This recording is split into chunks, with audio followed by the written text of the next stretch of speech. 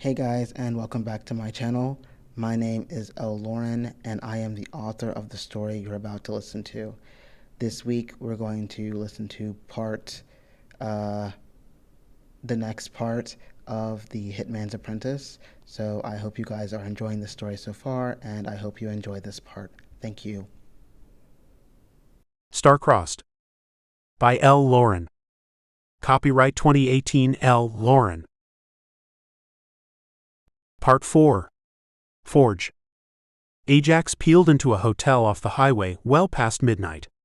The blinking sign and empty parking lot promised causal obscurity, and he idled the car in front of the door. He glanced at a sleeping Orion, before hopping out of the car and moving inside. The modest lobby had plastic plants flanking the entrance, and condensation on the floor-to-ceiling walls. A bored young man glanced up from his cell phone and looked Ajax over as he advanced. His name tag read O'Toole. "See, can I help you, sir?" "Yeah. I'd like a room with a queen bed, if you have any available?" "Of course." The man's dark eyes traveled from Ajax to the 20-year-old desktop computer sitting beside him. He tapped sticky keys and placed a keycard on the counter. "How many nights?" "One.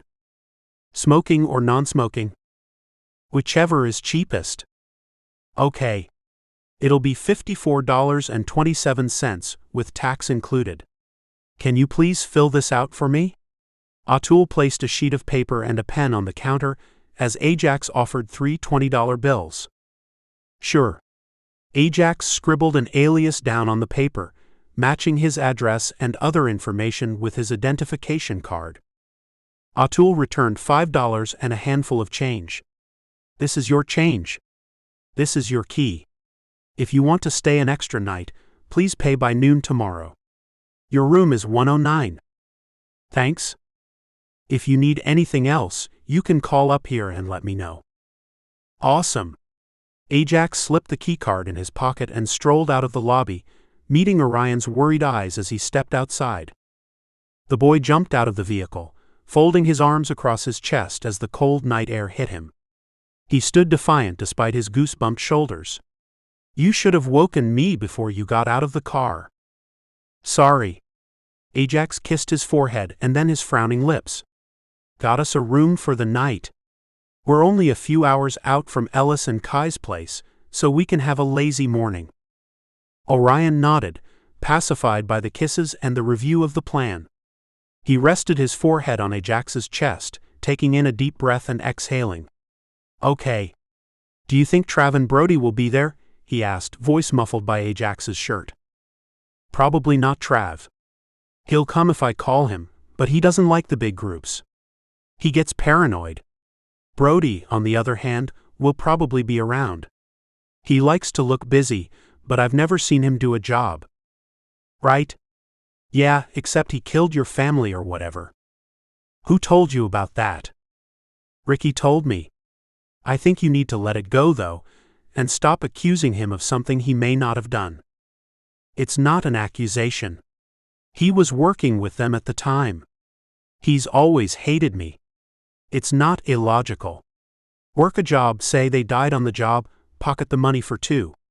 It's why I only work with people I trust." "Well, obviously Dee and Chris trusted Brody."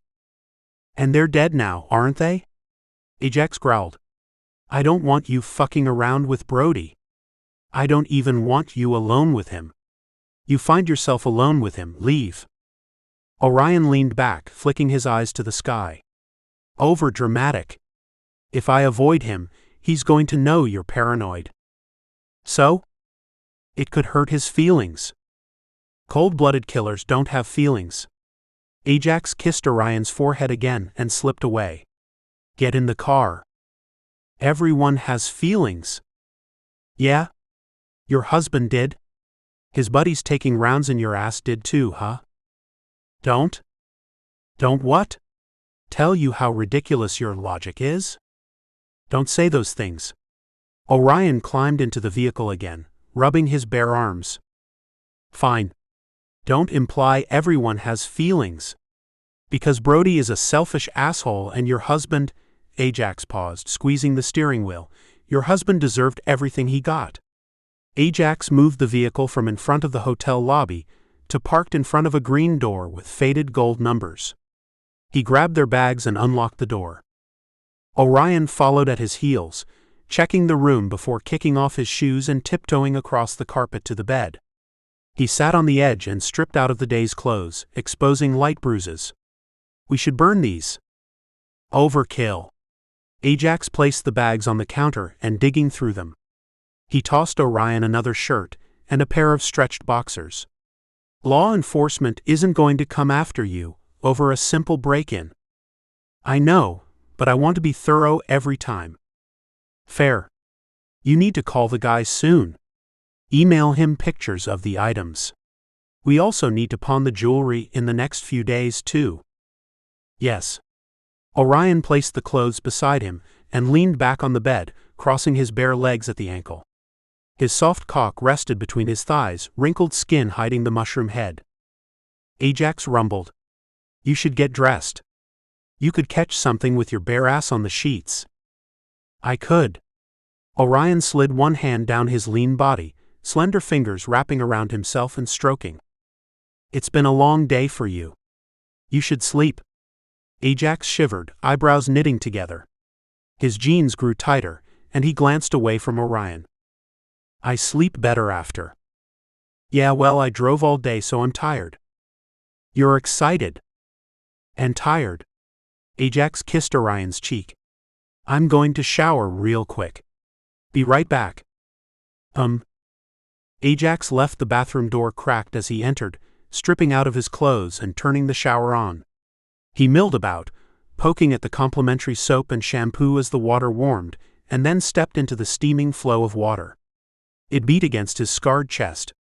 His mind traveled to the past, dragging up buried memories of the little family he'd created for himself. Dinners with Dee and Chris flanking his sides warmed his heart, and nights cuddled next to Chris in tiny twin-size beds warmed the rest of him. Dee would have loved Orion. Chris would have accepted the boy into the fold, teaching him the rules of their life with a smile on his face and a mischievous glitter in his eyes. Chris would have made Orion smile through the grayest of clouds. Dee would have a solution, a therapeutic method of erasing the bad memories. He stood in the water, reveling in memories of Dee and Chris until it ran cold, until goosebumps rose on his skin. He turned the water off, stepping onto the dingy floor and roping a towel around his waist. The air dried his skin as he joined Orion in bed, wrapping his strong arms around him and tucking his face into the crook of Orion's neck. The other man was already asleep, and Ajax followed him within minutes. Ajax dreamed of an alternative world where all of his loves were together. His father, Dee, sat at the head of the table with Chris and Orion beside him sharing plates of food. Chris ate the most while Orion picked off his plate, leaning into Chris' shoulder.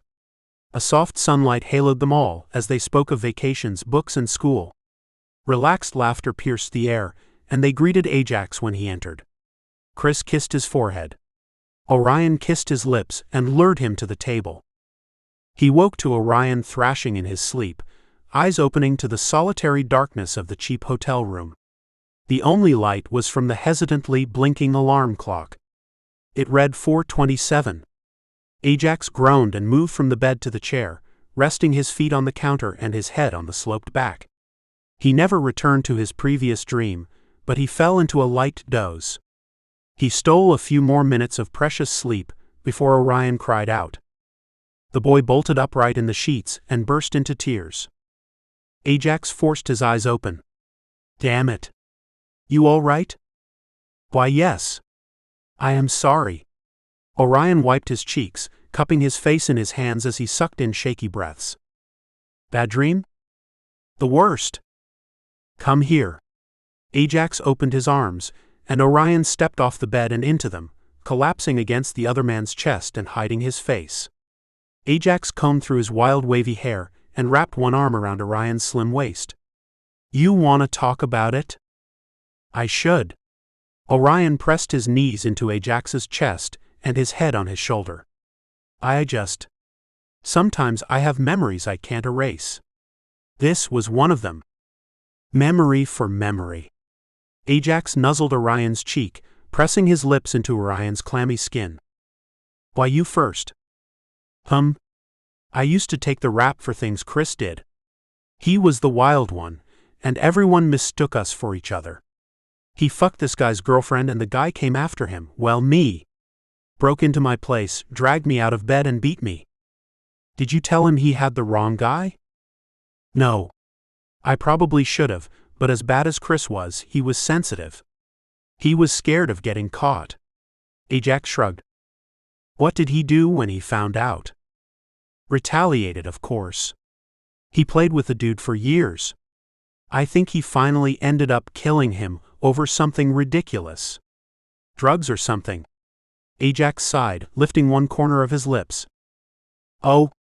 Chris sounds like fun and trouble at the same time, but I could never let someone take a beating for me.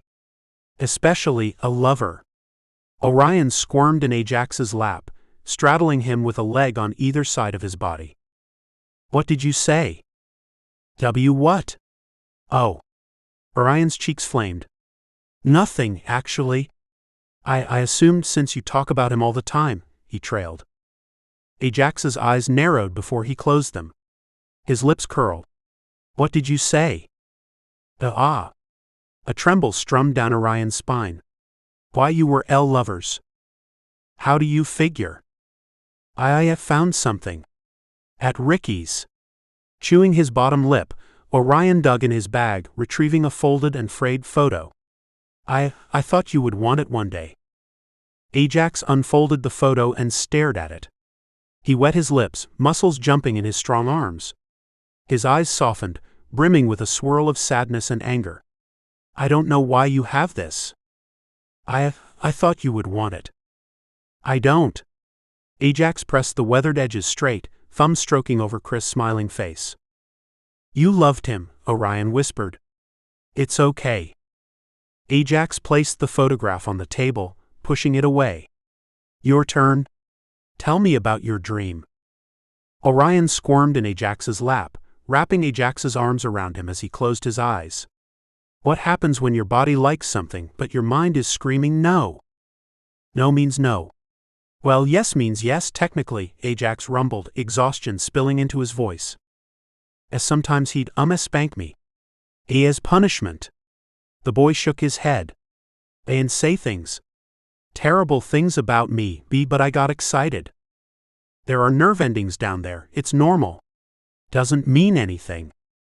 I know, but I hate myself for it. For what? Orion pressed his lips together. For liking spanking? Then his cheeks flushed and he glanced away. I think if it were you, it would be different. Yeah, I don't feel comfortable discussing something sexual after you had a nightmare. Ajax stroked Orion's flaming cheeks.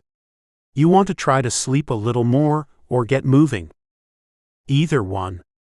I just want to see your face when I wake up. Always.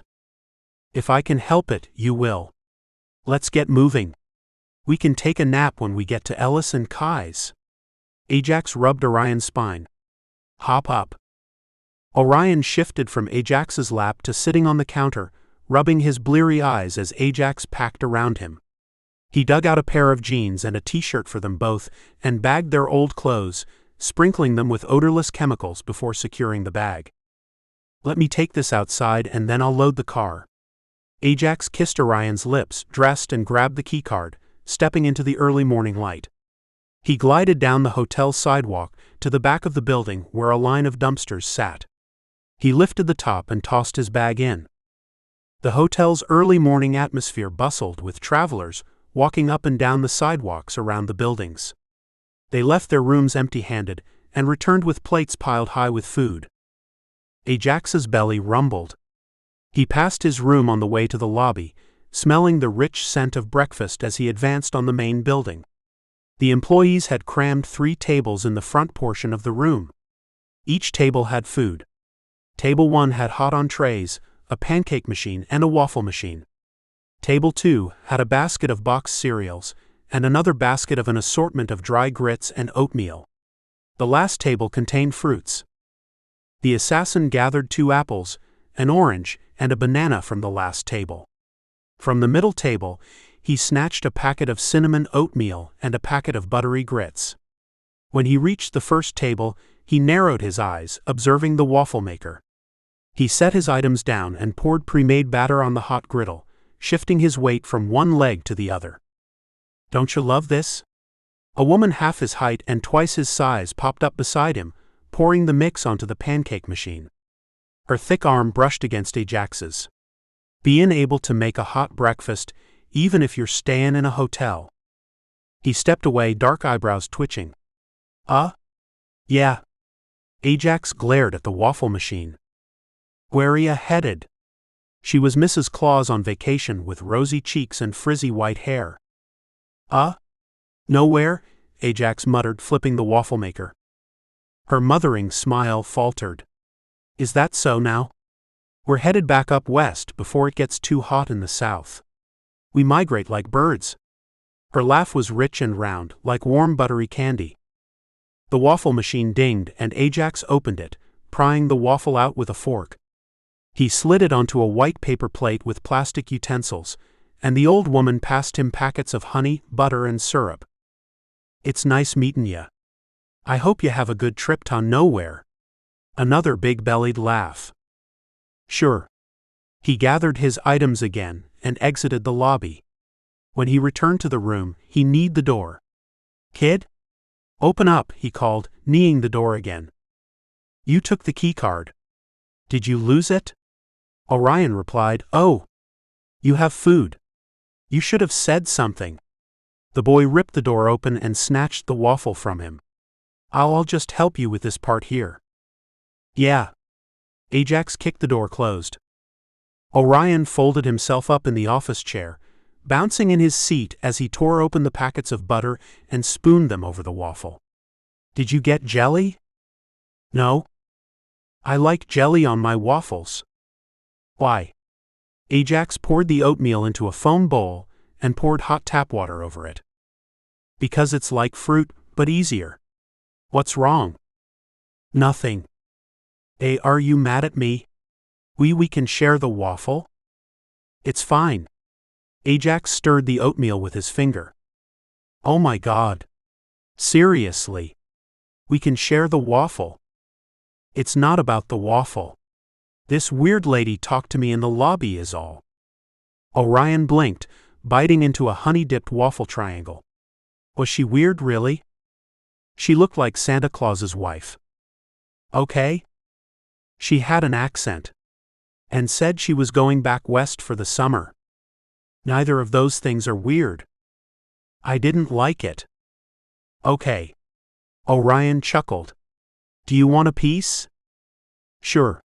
Ajax picked up a buttered waffle triangle and ate it as he finished packing. "I got the other stuff for later." "Thank you." "You know what you forgot?" "What?" "Juice. I'd like orange when you go to put the bags in the car." Orion winked. Scowling, Ajax threw their belongings over his shoulder and exited the hotel room again. He packed the vehicle and checked the hatchback's body for damages. He pressed the meat of his palm into the tires, checking the air pressure, and circled the car, noting dents and dings before returning to the hotel lobby. He weeded through the growing crowd, grabbing 2 bottles of concentrated orange juice. They were packed and ready, with Ajax in the driver's seat, and Orion with his feet on the dashboard, as the sun peeked from behind the old hotel building. The boy had rearranged the back seat, stashing their belongings behind his seat, their food behind Ajax's seat, and the stolen items for his client in the center. Orion peeled an orange in his lap as Ajax drove. "So, how long until we get to your friend's place?" "About 3 hours. Give me a piece." Orion presented an orange wedge to Ajax's lips. "So?" He dragged the one-syllable word. "So what are they like?" "Will they like me?" "Yeah, they'll like you. No reason not to like you. You're smart, you know how to do your job. You're nice enough." Ajax shrugged. Right."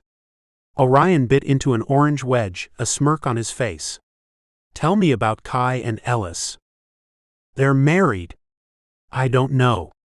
Kai's this brown-haired chick. Real sexy. And she hates wearing clothes. Longest thing she wears is capris sometimes. She's kind of like you, I guess.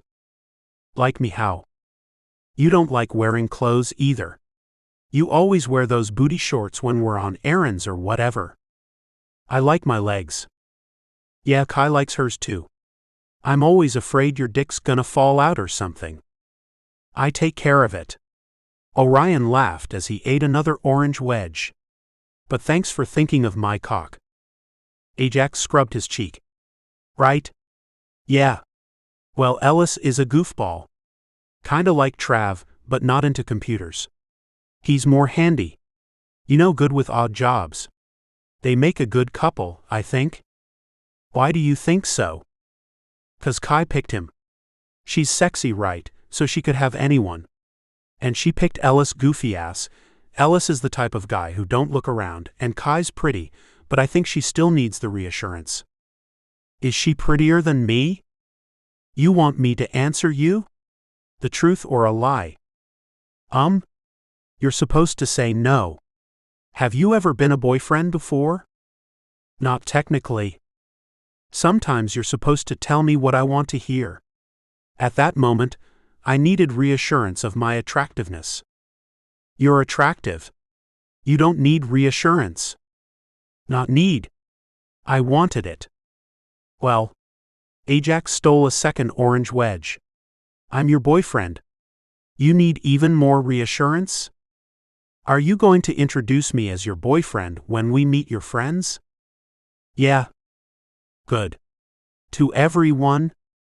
To everyone. Who am I going to skip? I don't know. What if the bartender hits on you like last time? Or Mila pops up? You slept with her at Jake's bar. Okay, and? If she shows up, it is what it is. Would you sleep with her again? I don't know. If I get horny, I might. Wrong. Wow, you really don't know boyfriend rules, do you? Wrong. I can't fuck her. I can't believe you're asking me if you can fuck someone else and say you're my boyfriend. Orion frowned. I don't know. Fucking and loving are different. You think I'd fuck you and her the same way? You think I cuddle her when she has bad dreams? I'd hope not. Exactly. So what's it matter if I get my rocks off with someone else? It's like ice cream. Like ice cream? Yeah. You have a favorite flavor, but sometimes you want to try something different, but you always go back to your favorite flavor. Orion flashed Ajax a smile, features softening at the man's explanation. I'm your favorite flavor? Dork. I'm not answering. Still smiling, Orion put an orange wedge to his lips. Tell me about Rain. All Trav talked about was how hot she was. There's more to it, right? Oh yeah. Rain's as good at her job as she is sexy. She's a mechanic. With dick-sucking lips. Yeah. I have to ask. How are my lips? They're good. Dick-sucking quality? They're fine. You want to know a secret? Probably not. Orion smirked. I've thought about your dick-sucking lips around my cock. Have you now? And swallowing my cum. Are you trying to make me stop this car? No, of course not. We have to get to Ellis and Kai's bar in 3 hours. No time to waste. Orion slid his hands down his thighs, unbuttoning and unzipping his pants. His thick cock flopped out of his jeans, and he stroked his length. Fuck, Ajax rumbled, excitement growing in the pit of his stomach. His pulse increased as Orion touched himself. You've got a big dick for a white boy. Do I? Fingers teased the tip, and Orion exhaled in a little moan. Yeah. Ajax flashed his hazard lights and slowed the vehicle, pulling over on the shoulder. He fumbled with his seatbelt and leaned over the center console into Orion's lap. Why, you're going to suck my cock? It's what you want, isn't it? Why, yes. Ajax glanced up at him and ran his lips along the length of his cock over Orion's slender fingers, and kissed the pink mushroom head. The uncomfortable position excited Ajax more. He spread his knees apart, rolling his hips against air as he gripped the boy's cock and pushed it to the back of his throat. He pressed his lips together as he pulled backwards, cheeks hollowing. "Yeah," Orion gasped, spreading his legs further apart and gripping the hems of his jeans. "You're sexy." Ajax peeled Orion's jeans down more and lavished him with attention. He sucked him into his mouth again, wrapping one hand around the base. The other hand dipped between his legs, cradling his balls and brushing over his entrance. Orion dropped his head back and melted into the seat, spreading his legs further apart the more excited he got, until he was rolling his hips into Ajax's face and whispering incessant apologies. His fingers pet over Ajax's trimmed curls, brushing them from his forehead. "Hang on," Ajax grunted, unbuttoning his own jeans as he gasped for breath. "What?" "I need a second." He rubbed his length outside his worn boxers, massaging the fabric into his blazing skin. Orion's eyelids fluttered, and he arched his back before glancing down at Ajax. You could fuck me instead if you wanted." He rolled onto his side. "Tempting, but it would take too long." "Another quickie wouldn't." Ajax groaned, grabbing the back of Orion's neck. He jerked him into a kiss, tasting the lingering sweetness of syrup and honey from breakfast. "I promise when we get to the bar, I'll fuck you. Long and hard and however way you want it, but right now, I'm going to swallow your cum and get back on the road as fast as possible." Orion nodded, sucking his bottom lip. "Okay." Ajax smiled and kissed him again. He wrapped a hand around Orion again, squeezing and stroking him from base to tip, sliding his fingers over him and going back to the base. Ajax locked his eyes on Orion as he licked up every side of his cock and took him into his mouth for a second time. He sucked and stroked him, swallowing him into his mouth, letting the thick head of his cock bump the back of his throat and then retreating, replacing his mouth with his warm hand. "My God!" Orion moaned. His thighs trembled, and his light olive skin flushed an angry red along the length of his cock.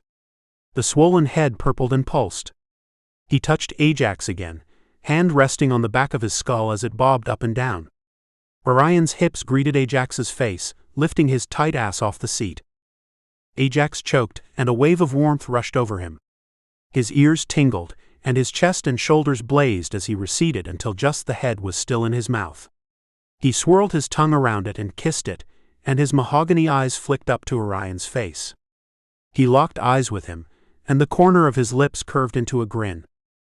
"Oh, I am coming." The boy's muscles seized. His cock swelled even more, and steaming cum shot from the tip, hitting the roof of Ajax's mouth. Ajax groaned, furrowing his eyebrows as cum slid down his throat. His hips bucked into the side of the center console, and his eyes closed. He was voracious, and he groomed the length of Orion's cock after he swallowed him. "Better?" Ajax purred, kissing the crease of Orion's hips. Orion's thighs quaked. "Why, yes." "Good." He snaked up Orion's body, kissing his lips again. "Oh, hi." Hi." Orion's fingers stroked Ajax's jawline, and the boy smiled. His green eyes shined. "I definitely like it when you suck me off. Now get back to driving." "Yes, sir." Ajax chuckled and shifted the car into driving gear, merging back into traffic. "I'm thinking about you greeting your friends with the taste of my cum in your mouth," Orion whispered, slipping his cock back in his jeans and buttoning them again. "Yeah. And then getting to our room and fucking you before dinner? You're going to fuck me right when we arrive." "It's what I said, isn't it?" "Oh. Okay." Orion rubbed his thighs, nails scraping his kneecaps. "What were we talking about?"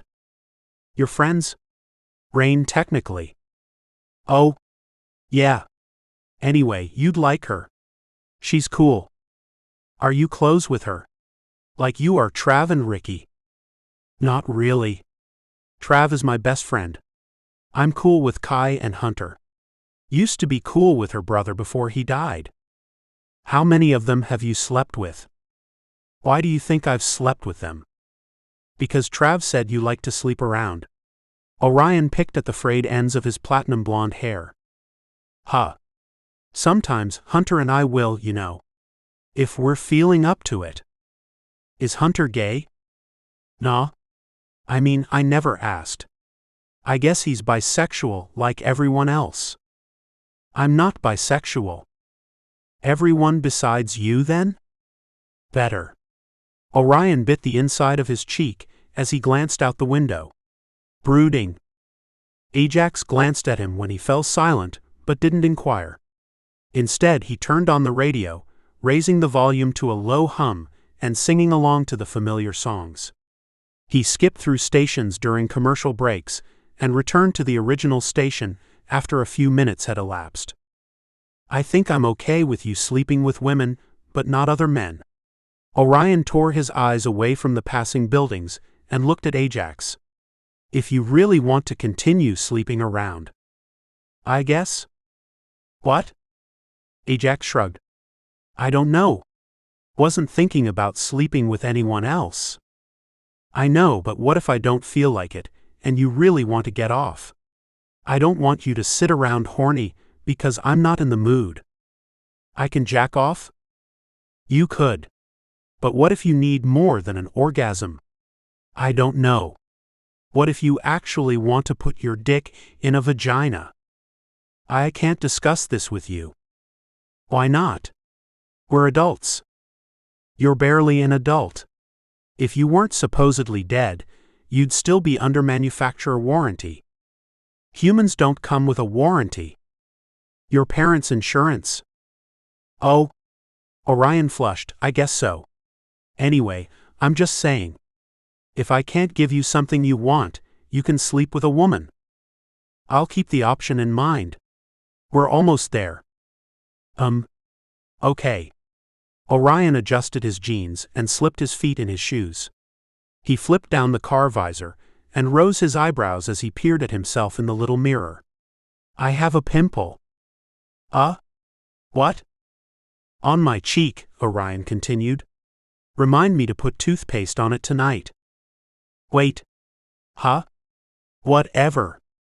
Ajax exited the highway and traveled along the access road, slowing and turning on another street. The buildings increased as they drew closer to the town, businesses flanking them on either side.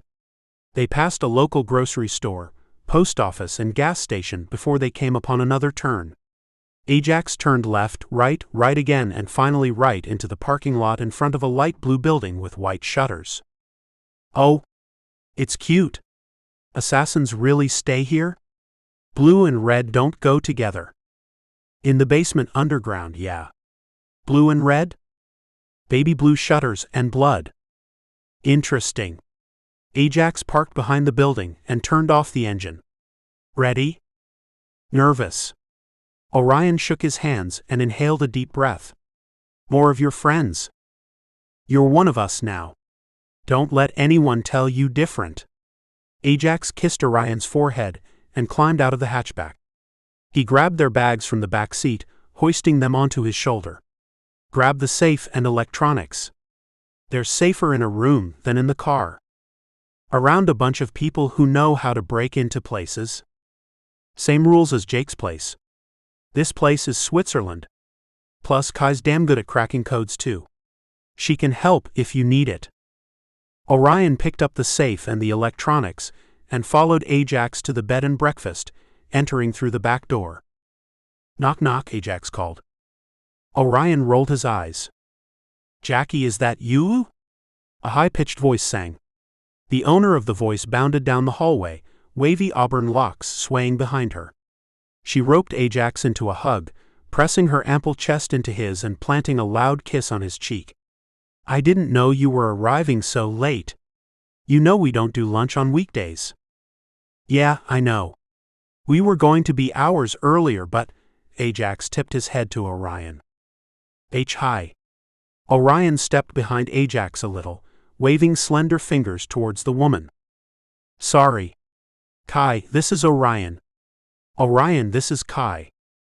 Oh. Orion. Ricky and Trav told me about you. Kai snatched Orion into a hug, squeezing him around the shoulders like she had known him for years. He also received a loud kiss. "You're cuter than they said, and I love the hair." "Thank you?" "Oh, thanks. I dyed it myself because Jay wouldn't help." Kai rose her golden eyebrows and pressed her lips into a thin line. She clucked her tongue. "Of course he wouldn't. No worries, I heard you guys are staying for a while, so I can help you dye it again before you leave. Come on, let's get you guys into a room." Kai reached for the safe, but Orion stepped backwards and looked at Ajax. His cheeks burned. "Sorry." "Oh, I'm sorry. I thought it was Jackie's. I didn't know." She covered her lips with manicured fingers. "Anyway, come on. I fixed up a suite for you guys, and I think you'll love it." She beckoned them on and pranced down the hall, hips and ass jiggling in her tiny shorts. Ajax placed a hand on the small of Orion's back as they moseyed after Kai, following her into a room after one flight of stairs and at the end of a hallway. "Here we are." She swung the door open and thumbed through her key ring. "So, Orion, how'd you tame this one?" "Kai." Ajax shook his head. "What? I can ask him questions. He's not your slave. He's one of us." She squeezed Ajax's shoulder. "He's probably been hanging out with you and Trav all this time, and I pity him. He needs to know all of us aren't like you two. He met Ricky too." Ricky's so sexy for an older man." His accent. "It's slight but on some words," Orion murmured, cheeks still flaming. "His accent is sexy." "Oh God, yes it is. Y'all gross thinking about his old shriveled dick." Ajax's eyes twinkled, and he grinned as he set the bags down. "I'm sure it works fine." Kai giggled. "Okay, so I should let you two get settled and rest up. I know y'all did a lot of driving. I'll let everyone know you arrived safely." She winked. "Come find me when you're unpacked." "Sure. Go ahead if you want. I can unpack." Orion glanced at Ajax, chewing his bottom lip. "I want a nap as well. So you go ahead." "You sure?" Ajax arched his thick eyebrows. Yes. I feel safe here.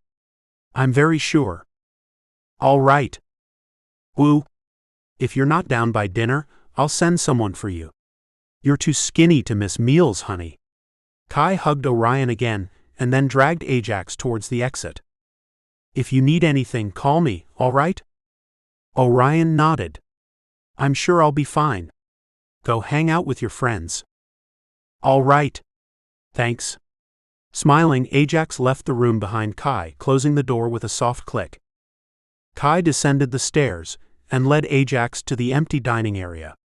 When she stepped from the hallway into the main room, she looked at Ajax, some of her playfulness dropping from her features. "You're in love with him, aren't you?" What?" "I know the look in your eyes. It's how you used to look at Chris when you thought he wasn't looking. You look at Orion the same way. He's nothing like Chris." "Well, he won't be, since he's a different person. I'm saying, I can tell you love him." "I guess." "Does he know?" "Sorta. I told him, but he probably don't believe me." "Why wouldn't he?" Ajax shrugged. "Hold on. You said it during sex, didn't you?" "No." "Okay, then when?" "I said it when he got back from his challenge. It kind of came out." Ajax sighed. "It's fine. So you're finally over Chris. This is good because I was getting tired of you moping about. You know what I'm mad about, and it has nothing to do with Chris being dead. I hate Brody."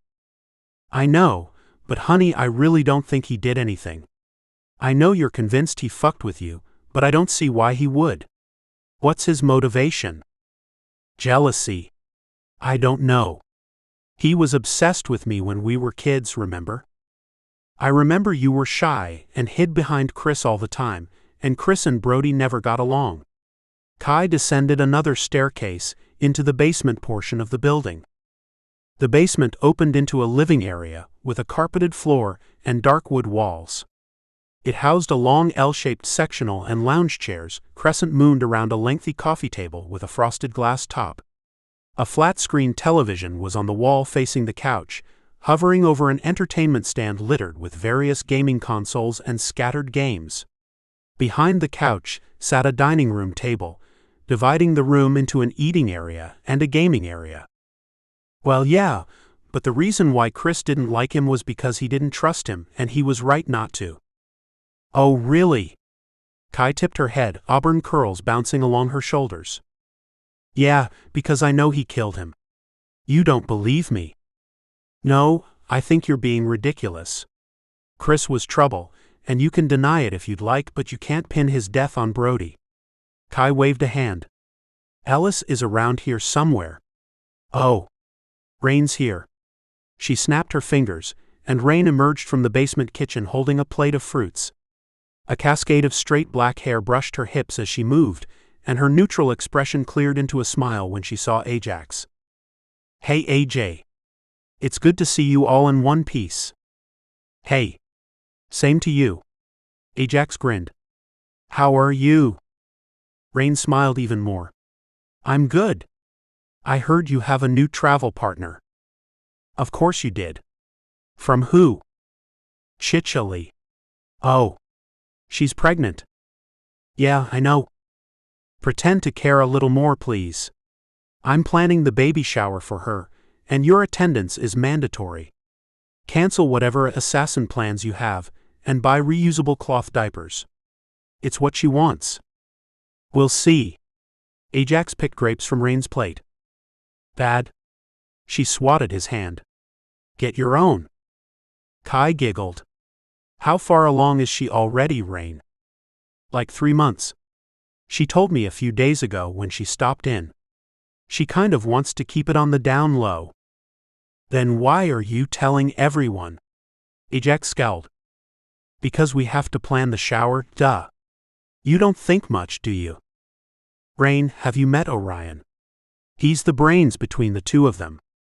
Oh, I haven't met him yet. Is he cute? Is he like Chris? Ajax shook his head, stepping inside the kitchen. He fixed himself a plate of leftovers and fruits, popping more grapes into his mouth. He's not like Chris at all. Chris was sexy. Not saying Orion's not sexy, he's just cuter. Like? He's cute. I can't explain it. Oh, and he's young, Kai explained, a lightness to her voice. Oh, You know, I don't think AJ could be with someone like Chris again. I think they needed each other before, but now he's grown into himself more. True. Oh, I have an idea. Maybe we should kidnap Orion tomorrow when we go in town to get supplies. I can hear you too, Ajax grumbled, exiting the kitchen with his own plate of food. We know, but we don't care. Rain winked. We should totally kidnap him. I bet he's so sick of hanging out with AJ and Trav, it's not even funny. There's nothing wrong with hanging out with us. He likes video games and stuff. I'm sure, but does he also like fart jokes and talking about sex? Rain raised both eyebrows. I don't make fart jokes. Trav does. Rain patted Ajax's chest. We'll borrow Orion tomorrow. Let him know he has a date, tomorrow morning at 11 sharp. And tell him to come dressed to impress. Rain kissed Ajax's jawline, tossing her glistening hair over her slight shoulder. Oh, and tell Trav I said hi. The last part she purred before she pulled away and sauntered up the basement staircase. Kai watched Rain go before turning back to Ajax. So, anything else new? Not really. Would you ever want kids, you think? No. Not in this life. Ajax sat down at the table, and Kai pulled out a seat right in front of him, resting her elbows on the table. I'm torn. Ellis doesn't care either way, but I think I want kids. Something to give us more to live for and a future, Your life is different from mine. Not so much? You could leave it. You don't have to keep working jobs. I know you have more than enough money to survive, and you live off the land anyway. I guess. Have you thought about it? Quitting? Especially with Orion now. It's not just you anymore. If you love him, you have to keep him safe. Yeah. You're right. Kai smiled. It's good to see your face. You need to visit me more often. She stroked Ajax's cheek. I need to take care of some things. I'll catch up with you a bit later, okay? Sure. Let me know if I can help with anything. Of course. She bit her lip over smiling even more as she stood and left.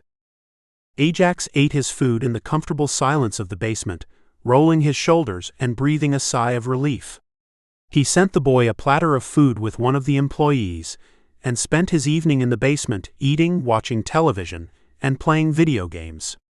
Once night fell, he joined Orion back in their room. Orion had fallen asleep with a book across his lap. Hazy light from the lampshade on the bedside table illuminated his features. Ajax curled around Orion's already sleeping form and drifted off to sleep with his head nestled in the crook of the boy's neck. The next morning, Orion woke from a dreamless sleep and nestled into Ajax's warm body. He traced the outline of Ajax's collarbone and his muscled shoulders as the fog of sleep cleared from his mind and he remembered where he was. He recalled lying down for a moment, which turned into a 12-hour sleep marathon. He needed it. With a sigh, he shifted out of Ajax's arms and into the bathroom, stepping over cold tiles into the walk-in shower and turning on the water. It rained from the ceiling, drenching platinum blonde waves and dripping down his back. Water droplets rolled over the points of his shoulder blades, down the curve of his spine and over his ass before splitting into smaller rivers. He washed his hair with eucalyptus-scented shampoo and washed his body with a woodsy-scented soap bar. He twisted his wet hair into a bun as he stepped out of the shower, grabbing a towel from the shallow bathroom cabinet and pressing it into his face. The towel smelled like spring air and mint, and his heart fell to his toes. It broke on impact, and he was at his mother's feet, playing with blocks as she changed clothes from the washer to the dryer. When he was an infant, she always wrapped one hot towel around his shoulders, enveloping him with the artificial scent. When he was older, she lingered in the bathroom as he brushed his teeth. They whispered about men and fashion as he flossed, and she repeated encouraging affirmations as he sloshed mouthwash over his teeth and tongue. He was his mother's favorite child. He understood her expressions, her silence, and her nervous twitches. He understood her firm insistence on eating dinner at 6:30, a half hour after his father returned from work. When he married Nikolai, he had the same tics and routines. They shared a sickening bond through secret bruises and unspoken fear. He cried into his towel as he stood in front of a clean full-length mirror, studying the grown muscular man looking back at him. The innocence had left his light green eyes. His perpetually frowning lips and broadened shoulders were welcomed changes, along with the ripple of muscles and the dusting of dark brown hair down to the center of his body. He finished drying off, and then pulled on one of Ajax's shirts with a pair of shorts, tucking the front part of the shirt in and letting it hang loose around his neck. He slipped on casual shoes, tucked his cell phone in his pocket, and ventured out of the room, following the hallway and staircase to the main floor. He passed a door with a flashing red exit sign and found another staircase, hearing chatty voices. He followed the voices down to the basement. "Hello." "Who's that?" a deep sultry voice said. "I don't know. Possibly Ajax's man." Kai's voice pierced his ears. "One of us has to. Hey there?" An olive-skinned woman spun on her heels. "I'm Rain." She rested a box of goods on an oval table and extended her hand to Orion. "Oh, Orion." The boy flushed as he shook her hand. "Nice to meet you. And you've met Kai?" The other woman waved her fingers towards Orion. "How'd you sleep?" "I slept all right, thank you. I'm sorry I didn't come socialize last night." "It's okay. I figured you were tired from traveling." Kai shrugged. "So, did Jackie tell you we were stealing you for the day?" "And no. He didn't." "Well, we are because I think you've spent way too much time around AJ and Trav, and you need real conversation." Rain rolled her eyes as she returned to emptying the box, stashing condiments in the kitchen. Why are you stealing me? I have to go in town for more supplies. I thought it would be a fun trip for us. We could get the supplies, have a little lunch, you know. Something not centered around the men, said Kai. I am a man. I know. You know what I mean. I mean something more exciting than shooting guns and talking about strategy. Kai's cheeks changed from pale to a blazing red. I didn't mean to imply. I meant like doing things Ajax, Ellis and Trav would hate doing. Orion chewed the inside of his cheek, rolling his shoulders. I knew what you meant. I do like shopping, but I'm not one of the girls because I like dick. Fair. I'm sorry. I didn't mean to offend you, I guess I didn't have a better word. It's fine. Rain collapsed the empty box and stashed it away. So, she glanced at Kai, who was wearing pink seersucker shorts barely covering her muscular thighs, and then glanced at Orion, who was wearing frayed blue jean shorts. So are you two changing clothes or wearing what you have on? What's wrong with this? Kai blinked, glancing at her shorts. Orion tugged his bottoms down a half-inch over his thighs. I was going to wear these all day, yes. I like them, but I don't think Jay does. Jay? Oh. EJ. Rain glanced Orion over again. He loves them. Chuckling, she gathered her long hair in a ponytail and wrapped it around itself into a bun. Should I change to shorts too? I feel unusually overdressed. You look fine. Your jeans are cute, Orion offered. Aw. Thank you. You're my favorite then. Rain giggled. Aha. Okay, you two, sit tight for a second while I go talk to Ellis. I'll be ready to go in about 30 minutes. She hugged Rain and rubbed Orion's shoulder as she passed them and jogged up the stairs. No problem. Rain tilted her head at Orion. So AJ, huh? Why, yes. Are you in Louvre with him? She teased. I believe so, yes. How does it feel? Like comfortable? It feels like I've lived my entire life in the dark, and now the light is on. Is that lame? Rain wrinkled the bridge of her nose. Kinda. But it's cute. Do you ever wonder if you like him because he's, around? I did at first. I still do sometimes, but I don't know. I want to be around him more, and get to know him and do things with him. My favorite days are the days we lay in bed and do nothing but sleep, talk and watch television. I'm sorry, what? AJ watches television? Rarely, but sometimes. For some reason, he likes cartoons.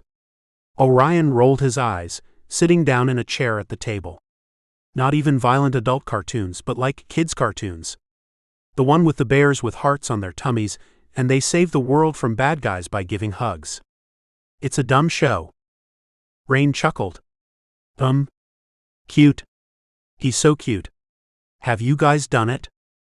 Orion's cheeks flamed at her question, and he tucked his arms in between his legs, hunching forward. He peered around the room. It's complicated.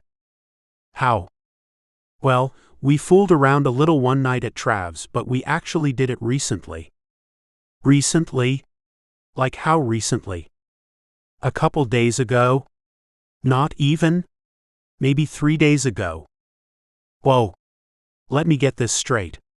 You've been traveling with him for half a year almost, and you two just now did it? Yes? Rain rolled her eyes to the ceiling and around to the other side. What? Nothing. It's weird for him to hold off for so long. Well, he slept with this one girl at Jake's bar, and he said he slept with someone a few months ago. So I think he's been having fine sex. I'm the one who's been holding off.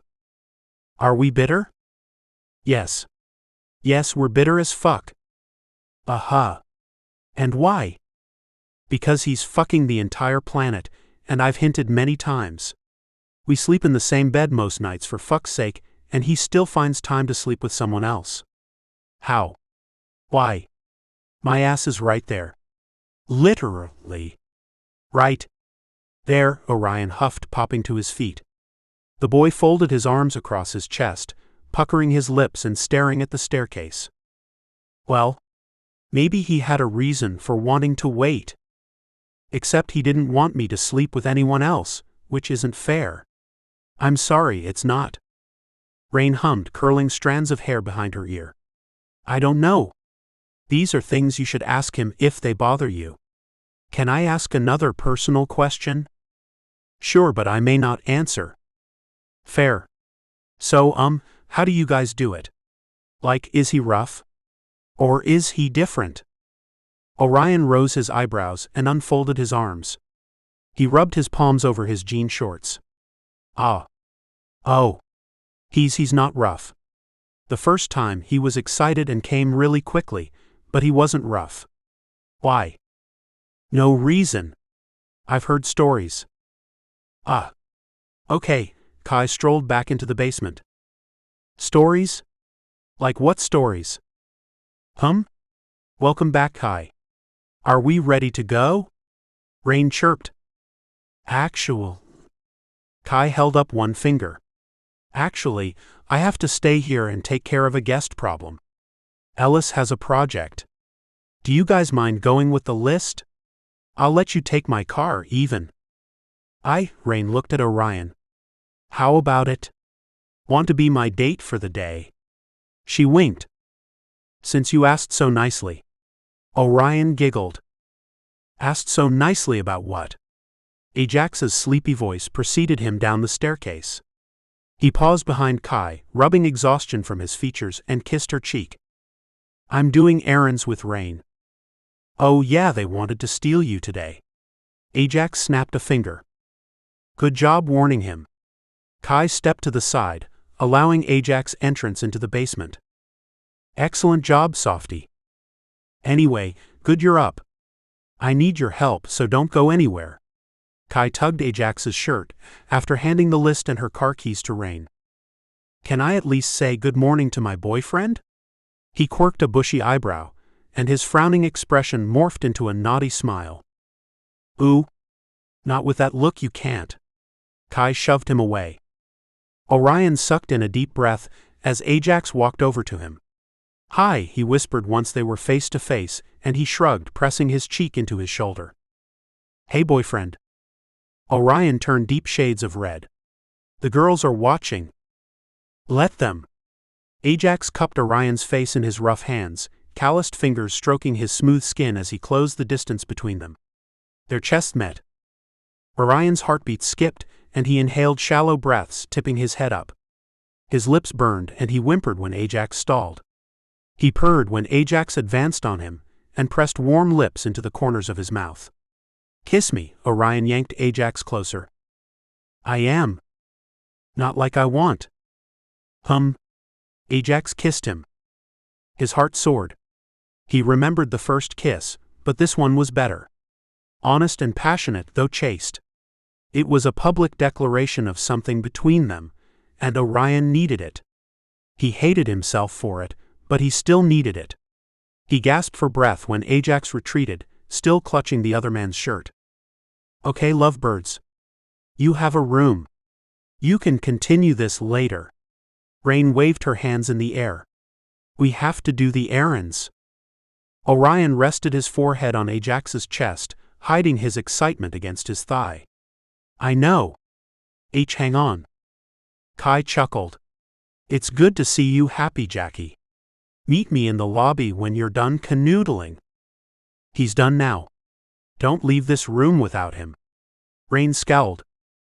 Orion arched on his toes and rested his chin on Ajax's shoulder. Tonight? Yeah. Ajax pecked his jawline, stroked his chin, and followed Kai up the stairs. Orion dropped his head back on his shoulders with a groan, as cold air replaced Ajax's warm body.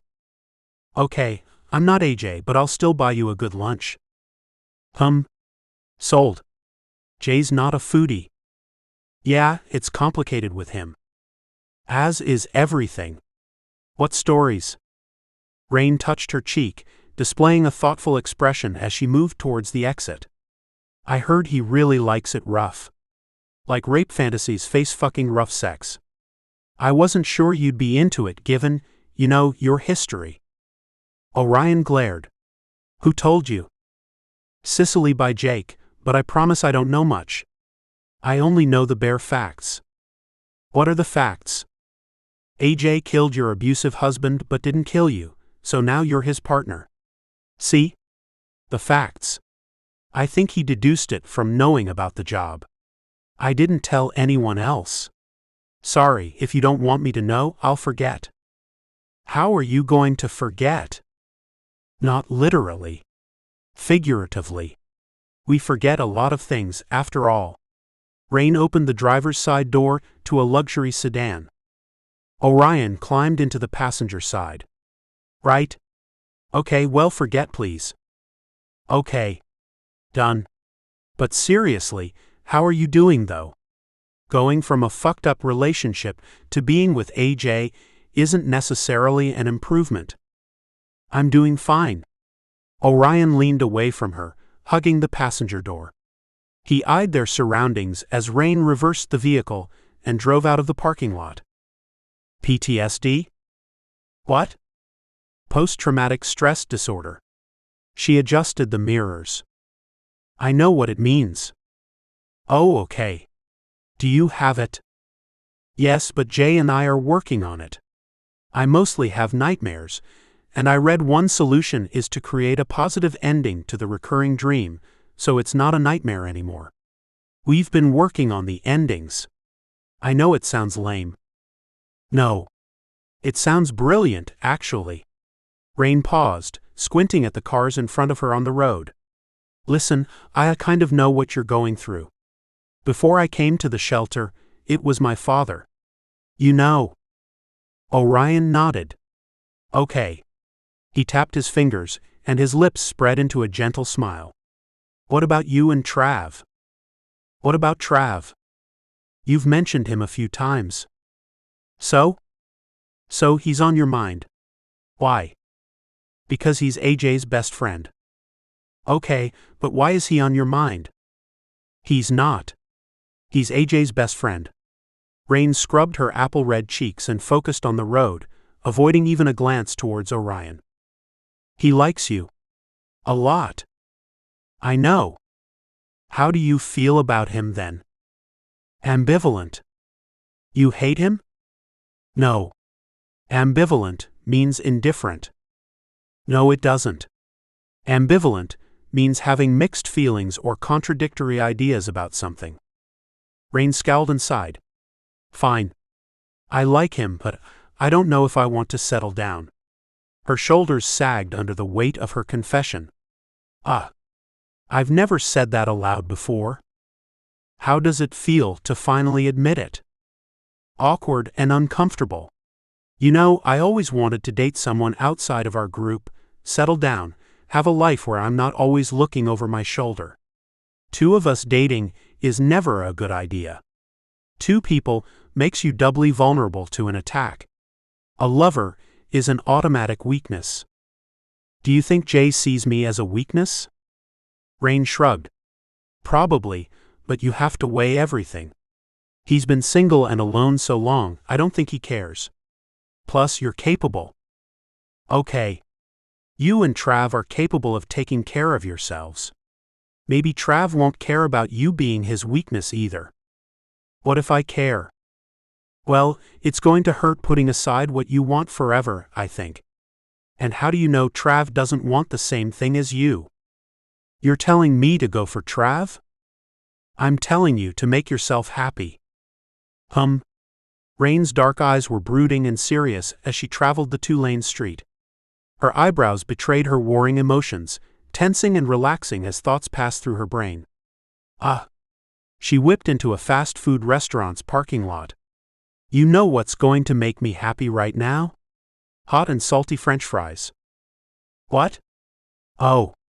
My. God. Yes. I want all the salt and bloated feet. Please. Orion groaned, bouncing in his seat with excitement. When they reached the outdoor intercom and backlit menu, Orion leaned over the middle console, green eyes studying the screen. Get me a number 2 with a large fry and a lemonade, please.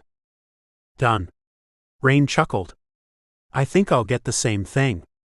It looks yummy. When the drive-thru worker greeted them, Rain ordered 2 meals and then looked back at Orion. You're right. There's potential. Thank you. I think you should call him when we get back this evening and tell him to come here. Why? Because why not? It's not like he's busy, and when's the last time you've seen him? Months. I saw him when Cicely told me she was pregnant, but we were so busy trying to find a midwife, I didn't really spend any time with him. Busy finding a midwife, and busy being in denial. Okay, point. She accepted the food from the drive-thru window, exchanging it for wrinkled dollar bills, and passed the food to Orion, who checked the bags before nodding. Rain merged back onto the main street, cruising 5 more miles down the road, before whipping into the largest building so far and the only supermarket. She parked. Let's eat before going inside. It's never good to shop for food while you're hungry. Me. Orion laughed as he popped open the square box and grabbed a handful of fries. He watched the people going in and out, soaking up their small-town security. Women loaded bags in the car with toddlers running around their feet. Older gentlemen whipped their classic cars into parking spaces that didn't exist, and teenagers camped inside their cars listening to music and sending text messages with the doors unlocked. The boy sighed after swallowing the last of his food. Here's the plan. We'll get the necessities first, then get the extra things we need. I want to get a few things for Cicely's shower, and at least 1 new pair of leggings. I like this plan. I need to get new lubricant. I don't like the kind Jay bought. What kind did he buy? The weird warming kind? Like, no. I don't need warming jelly near my parts. Understood. Thank you. And we should get secret snacks. I love candied fruit rings. The ones with the fruit gummy on one side and white gummy on the other side? Yes. Those. I love those. Me too. We can stash them in my room. Oh, Jay won't eat them. He thinks they're gross. Good. But just in case, we'll still put most of them in my room. Rain nodded. I don't trust you not to eat them all yourself, but okay. Orion smiled as he climbed out of the vehicle and retrieved a rickety shopping cart from the middle of the parking spaces, wheeling it to the store as Rain walked along beside him. She unfolded Kai's list and read it aloud. I vote we walk down every aisle, so we won't forget anything. It takes a little longer, but we're unfamiliar with this grocery store. I like thorough. It actually saves time because we won't have to go backwards. Awesome. So first thing on the list is fruit. Rain led the cart to the fresh produce area, bagging oranges, apples, and grapes while directing Orion to the vegetables. He bagged one of everything, except turnips and jalapeno peppers. They worked their way down each aisle, adding bottled water, margarita mix, and canned sodas before they turned onto the baking aisle. Can I ask you about Chris and Jay? Sure, what about them? Rain scratched through items on the list as they picked them up. I don't know anything about them. He never really talks about Chris. Chris was an asshole, but he loved AJ. AJ was sweet and quiet, and I never understood why he put up with Chris junk. Half the scars on AJ's body are from shit Chris got him into, or bullshit he bailed Chris out of. Oh. Orion frowned. It's okay. Chris was still an okay guy, he just got himself into situations all the time. He was always looking for a thrill. He needed it like he needed air. Did he do drugs? Yeah, actually he did. Why did you figure? Orion shrugged. Jay will do party drugs sometimes. Not often, but it seems out of character for him. It is. The drugs were a Chris thing. I have to ask. Do you think Brody killed him? Honestly? Don't tell AJ, but I do. Brody's not a bad guy, but he's got this jealousy. He's always wanted approval from them. Especially Chris, and Chris never gave him it. AJ tried, but the fight between them made him give up eventually. I think Brody did it, but AJ doesn't try to bury the hatchet, is all I'm saying. I understand. Sometimes I feel like he tries to work Brody up. Especially now. Like with Mila? It's no secret Brody's been eyeing her for years, but AJ still bones her every chance he gets. I guess. He added large bags of flour and a huge container of baking powder to the cart. I'm saying AJ could fuck someone else is all, and let Brody have the girl he wants. He doesn't have to sleep with her. Or Brody could grow up and not be jealous? He could, but he's not doing it, so someone has to be the mature party. True. You're right. It bothers me is all. Speaking of Mila. I heard something else on the wind. She bit her bottom lip as they strolled down the frozen aisles, plucking things from the massive refrigerators and dropping them in the basket. The word on the street is Mila's pregnant, and it could be AJ's. She could get a test and figure out whose it is. I think she's planning on it. She's finally starting to show too. Are we having a baby shower for her too? Not until she announces her pregnancy. I don't know who would throw her one though. Maybe Kai because she's sweet, but Mila and I aren't friends. Why not? Because she's petty. It's a long story. You know all the gossip, don't you? Most of it. Rain shrugged. They continued along the aisles, adding canned goods and paper products to the cart before ending at the dairy aisles. One of every type of cheese, she says. Sounds excessive, Rain murmured as she grabbed blocks of cheese in different colors. Orion helped. Is this the last thing on the list? Yes, indeed. Now we can get baby shower supplies, snacks, and whatever else. Lube, he reminded Rain, and they spent the rest of their shopping time selecting baby supplies and outfits for Sicily. They reluctantly picked a few things for Mila at the same time. Orion tossed organic lubricant into the cart, and they wheeled it to the front of the store again. So what else you want to do after this? You promised me shopping for clothes. Oh, we did suggest shopping, didn't we? I want to pick out something sexy for Jay and replace some pants we tossed after a job. For AJ? Something where he can restrain you would be sexy to him. I know. I was thinking like a pair of underwear.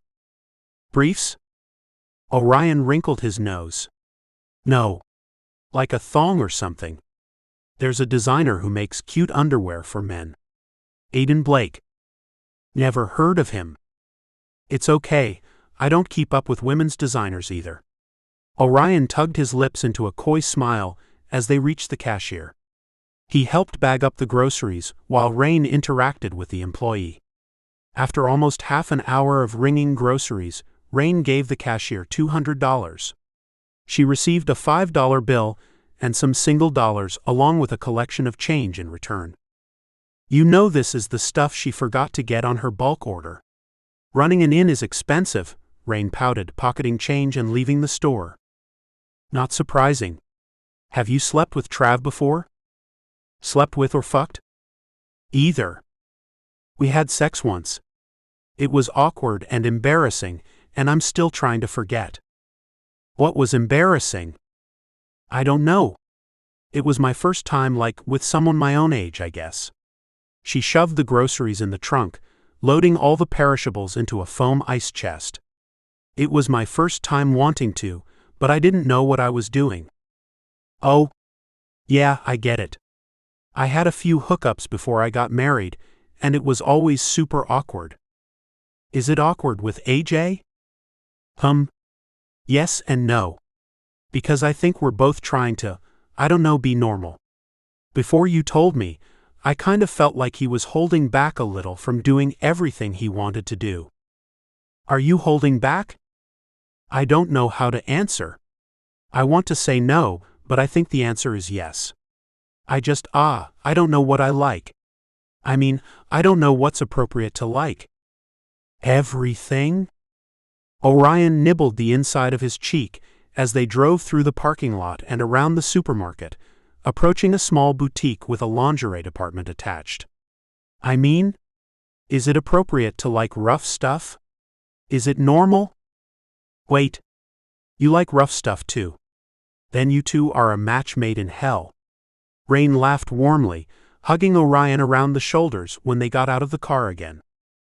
Ah. At least you didn't say heaven. I think you should talk to him. If you both like it rough, then you shouldn't hold back. True, Orion whined. Come on. Stop being my therapist. Let's shop. He held her hand as they entered the store. 3 hours and 5 bags later, they exited, hand in hand and bags draped over their arms. They were all smiles and laughter as they tossed the bags in the car. Orion propped his legs up on the dashboard, leaning his seat back as they returned to the inn. Oh my God, I love shopping. Orion sighed, putting his hands behind his head. I was surprised they had so much good stuff. I figured it would be all cowboy boots and jean shorts. I mean, I'm okay with it within reason. Aha. Right. Should we stop for food again? No. I'm sure Kai made something for dinner. You're right. Probably a 5-course meal to thank us for doing the errands. Rain looped around the town, arriving back at the inn with time to spare. Should we unload? No. You need to go inside and call Trav. Ellis and Ajax can unload since we did the hard work. Rain groaned. Right now? Like right now I should call him? Are you doing anything else? Orion lofted a slender eyebrow, flashing her a smile. Okay. I see you. She laughed and linked arms with Orion as they inside the back door of the inn. Let's tell them we're back, then I promise I'll call. Stalling. I'm not. When she reached the basement floor, she paused on the stairs with Orion behind her. Oh, okay. What would you call it then? Orion chuckled. Oh no, Rain whispered, color draining from her olive features. What? Orion peered over her shoulder. What's going on? He cased the room until his eyes landed on the only 2 occupants, Ajax and Brody. The lightning between the 2 men sucked the air from the room, and Orion's chest constricted. His eyes stayed glued to the 2 men. At the moment, Ajax and Brody were anchored to their crouched positions in a temporary armistice. The room was trashed. The chairs were scattered. The couch had moved from the center of the room to an awkward half-cocked position in the corner. Their clothes were ripped and the devil haunted their eyes. A gash across Ajax's eye leaked blood down his face across his high cheekbones, over the corner of his lips and strong chin, but Brody was more war-torn. Dark red blotches painted his gray muscle shirt, and purpling spots dotted his yellow-toned skin. Leave, Ajax growled, chest expanding with heavy breaths as he kept sharp eyes glued to Brody's form. No. His words barely left his mouth before he was on the ground again, tackled by Ajax. Rain blocked Orion's view, but the boy heard the sound of force meeting flesh over and over again. They scrambled. They growled. They cursed. And maybe you should go. Rain glanced at Orion. I can handle them. No. Move. Please. He struggled against Rain, squeezing himself through the space between her body and the wall and racing across the room. Rain followed. Orion. You don't, she gasped. The 2 men were locked in an endless battle. Their limbs twined together, and their sticky blood smeared across their skin, their clothes, and the ground. Ajax straddled Brody, strong thighs pinning him to the ground. One hand balled in the other man's shirt, while the other reared back for a punch. Orion latched onto Ajax, touching his shoulders before Ajax shoved him away. He stumbled and crashed into the back of the couch. A soft cry passed quaking lips. Ajax returned to his task, and his fist slammed into Brody's face. Once. A second time. A third time. He yanked Brody's shoulders off the ground, bringing the other man's distended and fractured face close to his.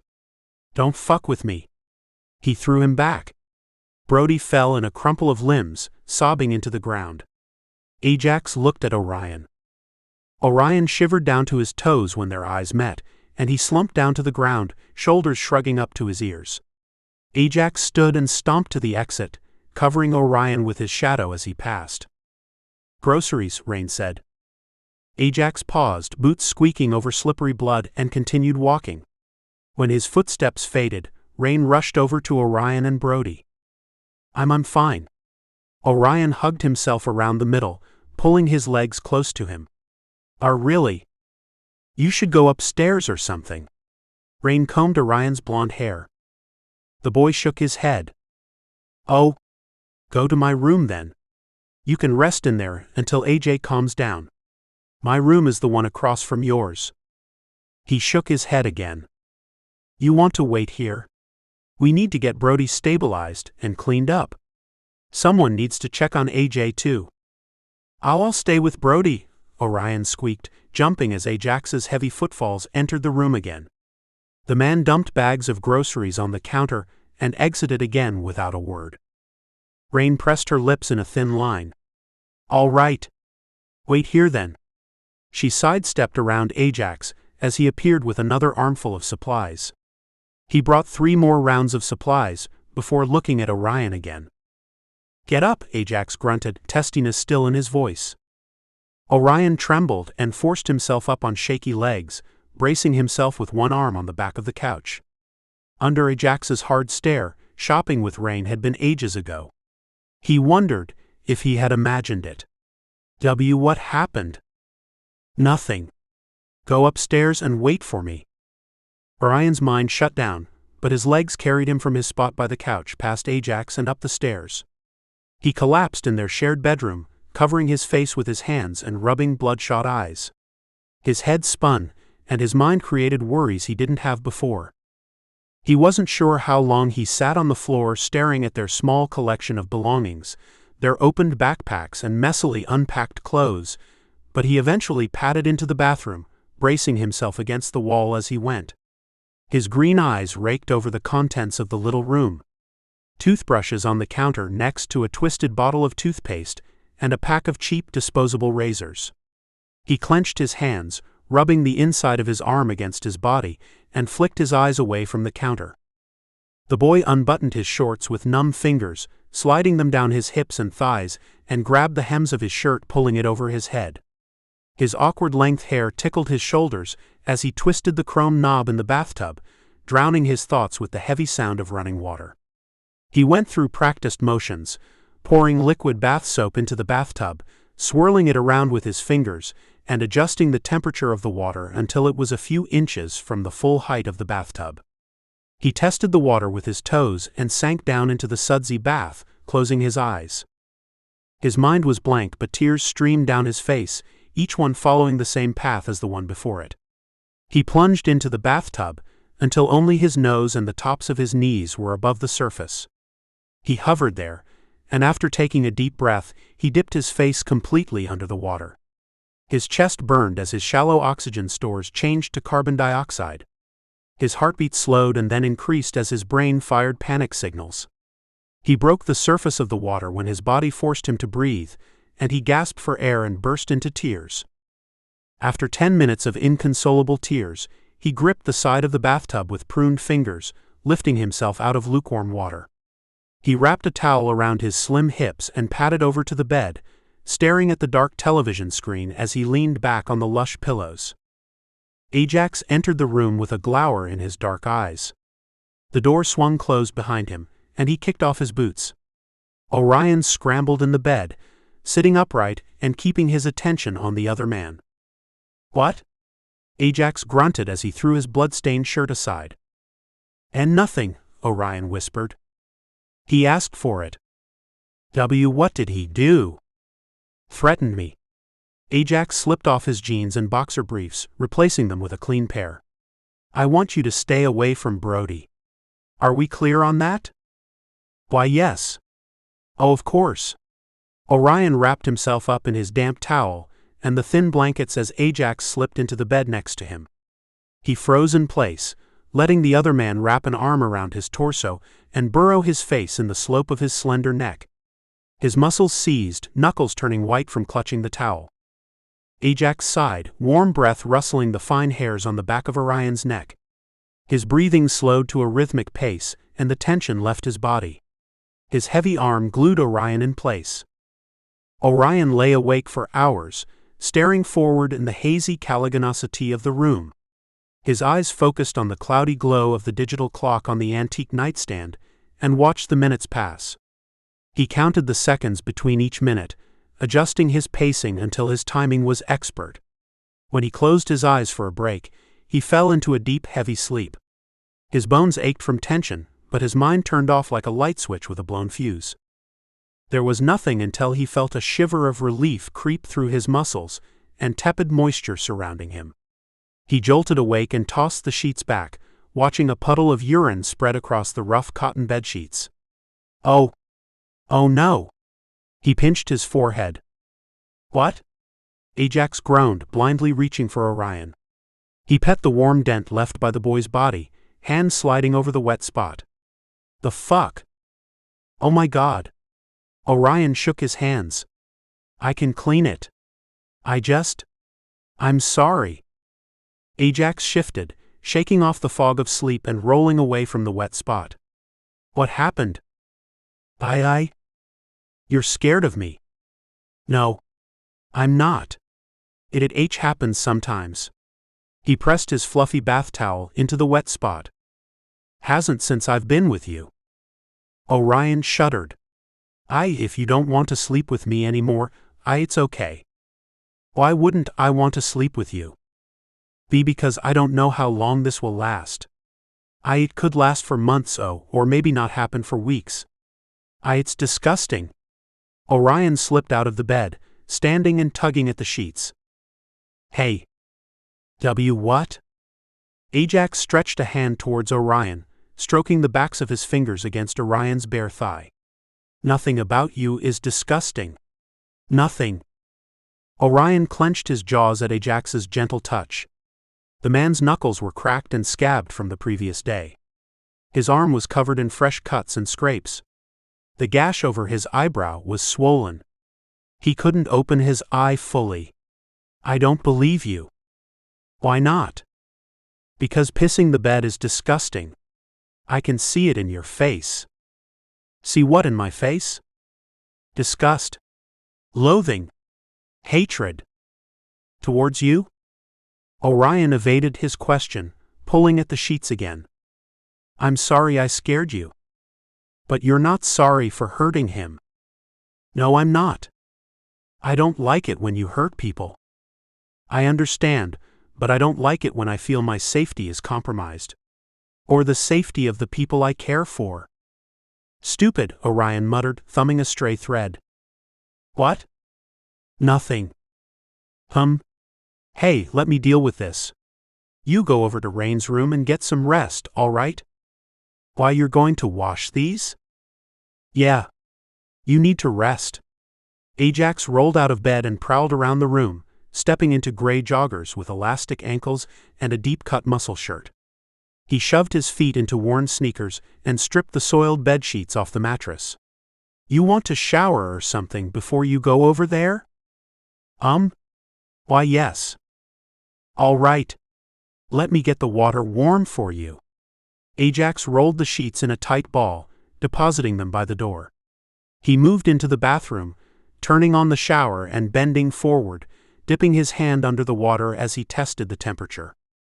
Orion stood beside the bed, green eyes watching his movements. Thank you.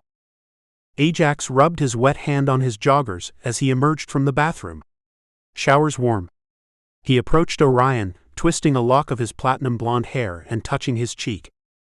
I want you to stop going after Brody, Orion whispered. He's jealous of you. Be nice to him, please, and he'll stop. Ajax blinked, thumb cruising along Orion's jawline. I don't believe he will, but for you, I will try to be nice. Okay. Ajax's eyes flicked down and he leaned forward, kissing Orion's lips gently. Get some rest. I'll take the stuff to the pawn shop today, you take it easy.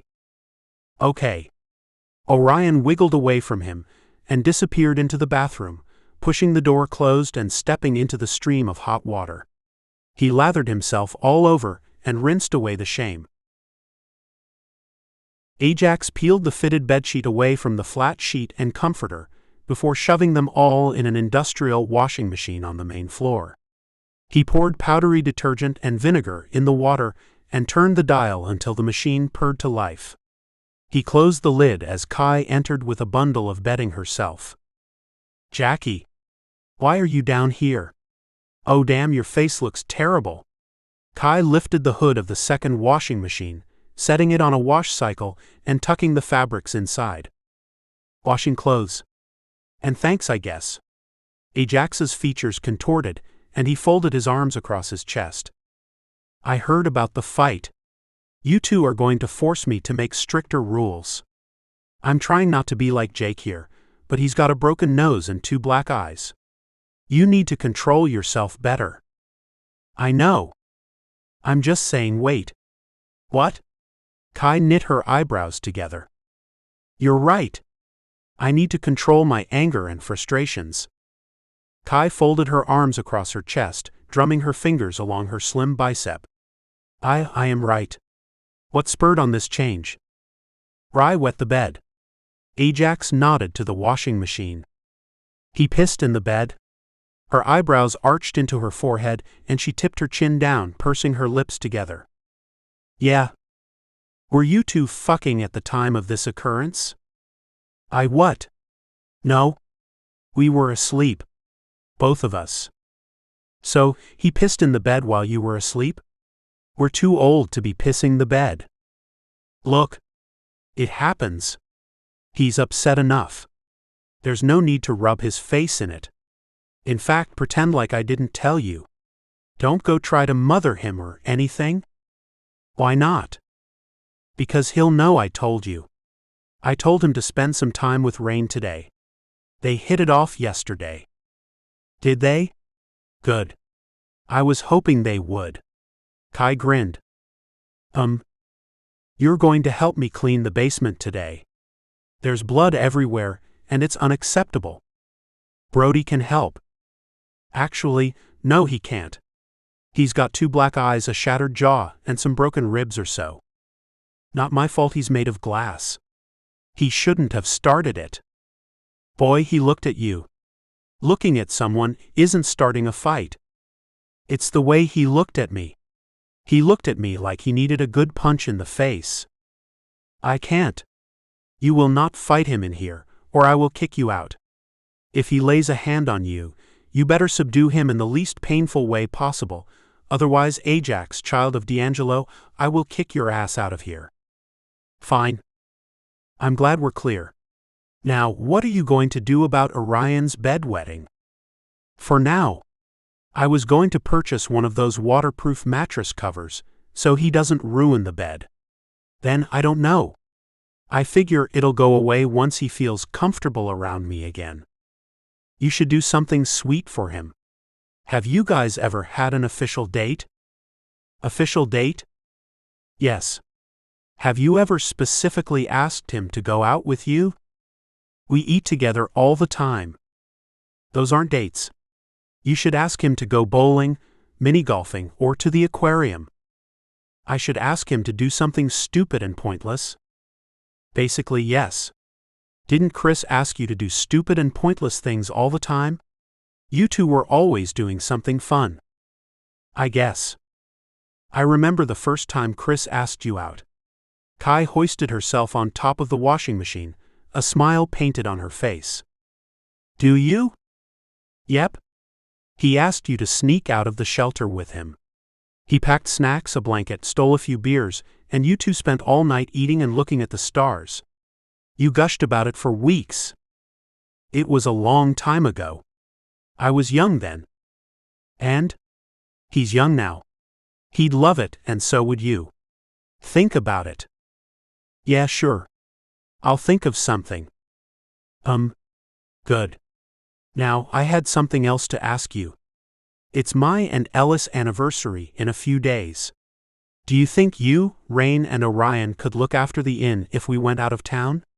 It's been years since we've really had a vacation." I what? Watch the inn?" "Yes. It's not difficult. Rain knows most everything. The staff run themselves. You're around to fix broken stuff, and Orion is conflict resolution when Rain isn't available. No. Jackie, you didn't even consider it. What if this was your 10-year anniversary? Wouldn't you want to get away? No, I'd want to stay in one location for as long as possible. Right.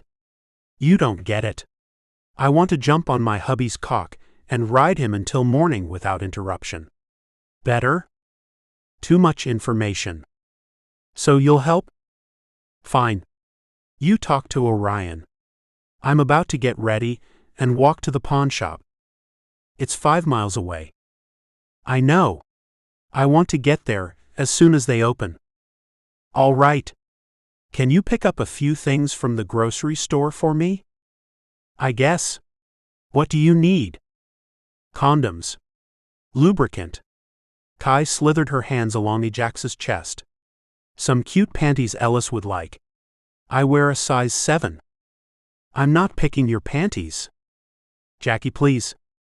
This is my 10-year anniversary, and if I leave too much, he'll know something's up. Get me whatever you'd like seeing Orion in. I'd ask Rain to go, but I have to show her how to run the place. I don't want to see him in girl underwear. Why not? Because it's damn it. For you. And because it's your 10-year anniversary. Kai kissed his cheek. Thank you. Yay. Okay, here's some cash for everything. Love you. She kissed him again. She handed him cash before skipping from the washroom. He transferred both loads of clothing from the washing machines to the dryers and returned to his empty hotel room. Alone, he stripped off his clothes and stepped into the shower. Cold water beat down on him, shocking him awake. He rubbed his face and lathered soap over his body with his hand, wrapping a towel around his waist after he rinsed the generic hotel soap off his body. He dressed in all black, tucking the front of his fitted t-shirt into his belted black jeans and jamming his feet into his old weather-worn steel-toed boots. His wallet and cell phone slipped into his back pocket, and he shoved necklaces, bracelets, and rings into his front pockets. Then he walked across the hall, knuckles tapping Rain's door. Who is it? Orion called, opening the door a second after his question. Oh. Jay. He tugged a pair of plaid lounge shorts down his slender legs, exposing his sharp hip bone instead of smooth thighs. Hey. Ajax's nostrils flared. What's up? Was looking for Rain. She's showering. I can tell her whatever you need. Orion stepped out of the room on pale bare feet. Right? Well, Kai's going on vacation. We're going to watch the inn while she's gone. Orion nodded. And Brody? Stalemate. You won't fight him again. No. Promise? Yeah. I'm about to go to the pawn shop. Going to walk. Clear my head, you know. Yes. I understand. I am sorry about this morning, again. Shish. It's fine. It's my fault. I was going to get mattress covers, so if it happens again, we're not ruining Kai's mattress. Orion's cheeks bloomed with roses. We? Yeah. Okay. We? Anything else? Yeah. Orion tipped his head. His hair fell over his shoulders. What else? Ajax cleared his throat. Orion, did I hear someone at the door? Rain yelled as she turned the water off. Yes. It's Jay. Aha. Of course it is. Right? Ajax wrinkled the bridge of his nose. What else did you need? Orion smiled, eyes softening as he looked at Ajax. I was thinking, while we're here, we could do something. Fun. Like what? Like? We could go bowling, or to the planetarium. The planetarium? Orion's brows wrinkled and his smile faltered. Yeah. It's called a date. Right? Yes. The boy laughed. I think I'd prefer bowling. Ajax nodded. Good. Then we will go bowling. Okay. When? I I don't know. Maybe tomorrow night? Yeah, tomorrow night. Bowling. I'll pick you up, how about it? The boy smiled. Okay. I'll wear something cute for you. Shorts, boots, and one of my shirts. His smile grew wider. Okay. Hey. Thanks for being cool this morning. No problem. All right. I'm a go now, so I can get back possibly before lunch. Okay. Ajax lingered at the door until Orion closed it, and it sealed with a click. He listened to Orion's soft voice relay the information to Rain before leaving the building and making a left at the street corner, walking towards the rising sun. The sweet morning dew on fresh budding flowers touched his nose, and the musical mating call of lonely birds stung his ears. He nestled earbuds in them, blocking the incessant noise, and slipped his hands into his pockets as he strolled down the main street. Cars passed him by, veering into the other lane as a blast of air and exhaust slapped him in the face. Ajax walked an hour before he reached the little town and stepped onto a paved sidewalk. It was another 10 minutes to the large supermarket, flanked by various locally owned shops. He stopped at the corner of the outdoor shopping center, standing in front of the stoplight as it flashed red to oncoming traffic. His fingers massaged the stolen jewelry in his pocket. He yanked one earbud from his ear, letting it hang against his chest. What's a good-looking fellow like you doing in a place like this?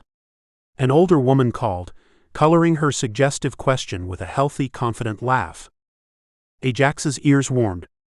He bit the inside of his cheek as he looked around, before turning to face the woman hanging her head out of a sleek black SUV. Me? Oh yes. I'm Miss Patty. The light changed from red to green, but she didn't move forward. She extended her hand to Ajax. Chunky gold rings weighed down her fingers, and bright purple nail polish coated her long acrylic nails. Hello, Mrs. Patty. He took her hand in his, squeezed it, and then released it back to her. No, dear. Miss Patty. I'm a single woman. Where are you headed? The pawn shop around the corner. The car behind Miss Patty honked. She waved a hand out of her driver's side window, and the driver behind her scoffed and drove around her, muttering under his breath. The pawn shop? Well, that's nearly 3 miles down the road. You should let me give you a ride. I no thanks, Miss Patty. Ajax's cheeks darkened, and he shrugged his shoulders. Are you sure? You could catch ill out here walking. Her voice trailed, and she peered down the bridge of her nose, studying him from the curls atop his head to his booted toes. Ajax chuckled, nerves in his voice. I think I'll be all right. Miss Patty pouted. Well, if you insist. I do. Thanks for the offer, though. Ajax waved and jogged across the street as the light turned yellow and red again. Miss Patty sat through another cycle, and Ajax jogged down the street, turning at the next block corner onto the only questionable street in the small town. A cash advance place shacked up on the corner next to an old gas station. The pawn shop was several more blocks down the quiet street, and Ajax returned both earbuds to his ears. He stepped over muddy papers and crunched soda cans as he moved around dented vehicles parallel parked on the street. When he reached the pawn shop, he rolled up the earbud cord and buried it in his back pocket next to his cell phone. A cowbell chimed when he entered. He browsed the aisles, poking at stacks of DVDs and unnecessary kitchen appliances as the line at the counter shrank from 3 people to 1 person to 0 people, and the cashier looked towards him.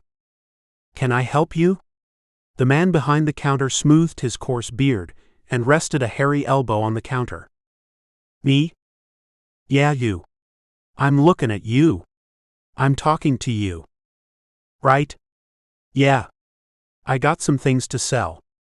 Ajax dumped the contents of his pockets on the counter. Several bracelets, even more necklaces, and rings for every finger. The man surveyed the lot and looked back up at Ajax. Some nice stuff for a kid. Who you stealin' from? No one. They were my grandmother's, and she passed away a few years ago. I was going to keep everything, but it's a recession. You aren't wrong about that one. The man chuckled, and picked up a ring in his fat fingers. Feels good and heavy. How about you give me about an hour, and I'll work up a price for everything. Sounds fine. Why John browse, or I can get your number and call you if you want to do some other errands. I left my phone back at the hotel I'm staying at, so I'll hang out here until you're done. Sure thing. We just got some new guns and power tools if you want to take a look. Yeah, sure. Thanks. Ajax stepped back from the counter and disappeared in the aisles again, walking up and down them as the time ticked by. The pawn shop had 5 aisles of miscellaneous items and 7 aisles of firearms. The burly cashier worked at the counter, weighing each piece of jewelry and scribbling information on a lined sheet of paper. He had 2 piles, meticulously moving items from one pile to the other. He shoved everything aside when a couple walked in. The woman sauntered up to the counter, heels clattering on the veneered flooring. Ajax weaved through the aisles, stealing a better look at the curvy woman. Ah yes. I'm glad you're here. I have come to retrieve the items I left with you last month. She placed her bag on the counter, clutching the corners and hugging it to her body. You pawned it, ma'am. I wasn't holding it for you. I understand this, but isn't there a grace period where I can change my mind? The husband rocked on his heels next to her, touching the smallest part of her back and teasing the band of her skirt. There was, ma'am, and it was over a week ago. Grace period is 30 days. And someone's bought it already. Her voice lowered as she lost some of her pride. Yes, ma'am. I told you not to pawn it, the husband snorted, patting her ass before hooking his thumbs through his jeans and browsing the store. He turned left onto the gun aisles next to Ajax, and he picked up a heavy pistol. Ajax danced around the other man, glancing him over. Never understood handguns. Guns are for killin' animals. You're not killing much with this little thing. He turned hazel eyes towards Ajax. What you think? There's a time and place for all types of guns. You saying there's a time and a place to kill a person? Only thing pistols are good for is killing people. In self-defense maybe. If you're lucky enough to have one on you. Ajax shrugged. Would make a mess if you shot someone close range with a shotgun. You got a point there. You know, I've been shooting guns for 30-something years, and I never found much use for a pistol. I heard you can hunt with a pistol, but it'll still have a long barrel, and I don't see the point. Ajax quirked an eyebrow. Rich people. They're not hunting to eat, they're hunting to play. You're probably right about that. The man placed the pistol back on the rack. I got me a 22-inch barrel shotgun at the house, and it's never steered me wrong. My daddy gave it to me on my 18th birthday. Nice. I have a 24-inch barrel at my grandmother's house out in the country. John, we're going now. With a scowl, the woman John had entered with stomped towards the gun aisles. You're looking at guns? You don't already have enough of them things at the house? Just lookin', love. You get your earrings back? No. She folded her arms across her chest. He said he sold them the day he put them up for sale. Told you not to pawn them. He nodded to Ajax. See you around. Later, Ajax muttered. John turned away after a half wave and devoted his attention to his wife. I told you if you'd wait I'd get another job, he crooned. Your jobs are so sporadic. I wish you'd pick a different profession. She leaned into him as he put a hand around her hips. Aha. But this one pays the best for the least amount of work. But it's dangerous, and work isn't steady. It's life. He kissed her forehead as he opened the door for her, guiding her out of the pawn shop with a nod to the cashier. Ajax watched the door swing closed.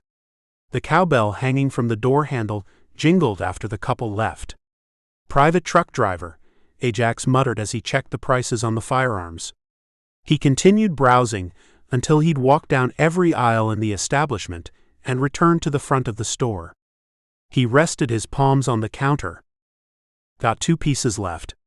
Some of these were hard to assess because they're antiques and in very good condition. Ah. You sure you want to sell all this? Some of these rings, the shopkeeper rubbed the back of his neck. If you're ever thinking about getting married, you've got a good engagement ring right here. Means something too, instead of snatching one up with barely any gold, and with artificial stones stuck in there. Right. I don't plan on hang on there. Let me look at the rings again. What's the total right now? Couple grand. You're kidding me. The man smiled, weathered skin wrinkling around his tawny eyes. Ain't jokin'. He slid the collection of rings across the table. Ajax spread them and drummed his fingers on the counter.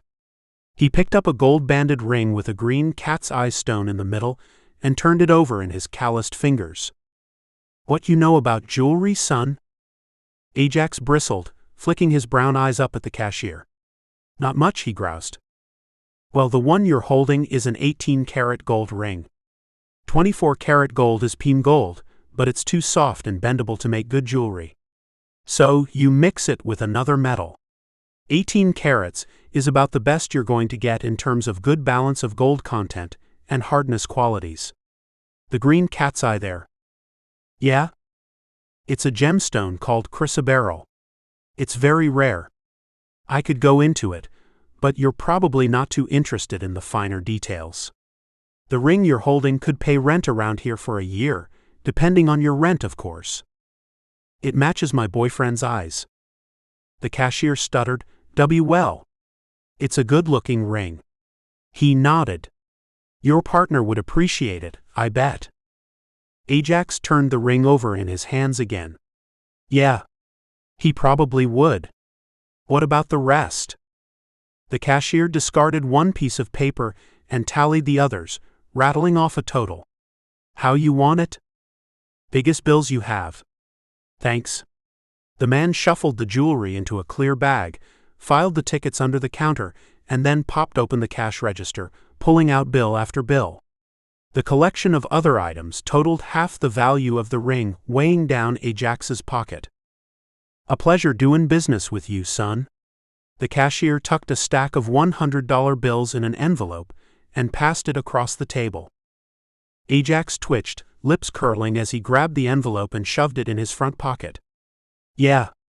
Thanks, he grumbled. He wandered back the route he came, finding his way to the supermarket.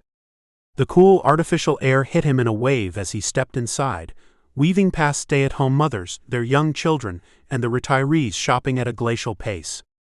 He paused in front of the long line of cash registers, planning his route through the store. Condoms. He drummed his fingers on his thigh and dialed Kai's phone number. Yellow. Kai's cheery voice filled the phone receiver. Hey. I'm at the supermarket, but I forgot what you wanted. Condoms. I remembered those. Okay, well then what did you forget? Everything else you said. Oh. Right, of course. Lubricant. Cute panties. You said you were going to buy a mattress cover. What size are those mattresses again? I think you're in a full. I could go check if you'd like. Yeah. Please. So how'd the pawn shop go? Fine. Dude's an asshole though. Kept calling me son. He may not have known it was offensive. Yeah, well.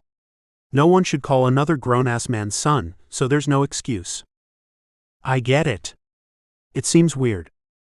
Anyway. I kept one ring. He said it was worth at least 10 grand or so. Are you going to pawn it somewhere else? No. There's a stone in it, and it matches Orion's eyes. I was considering giving it to him. Like an engagement ring. You're proposing. Stop. Keep your voice down.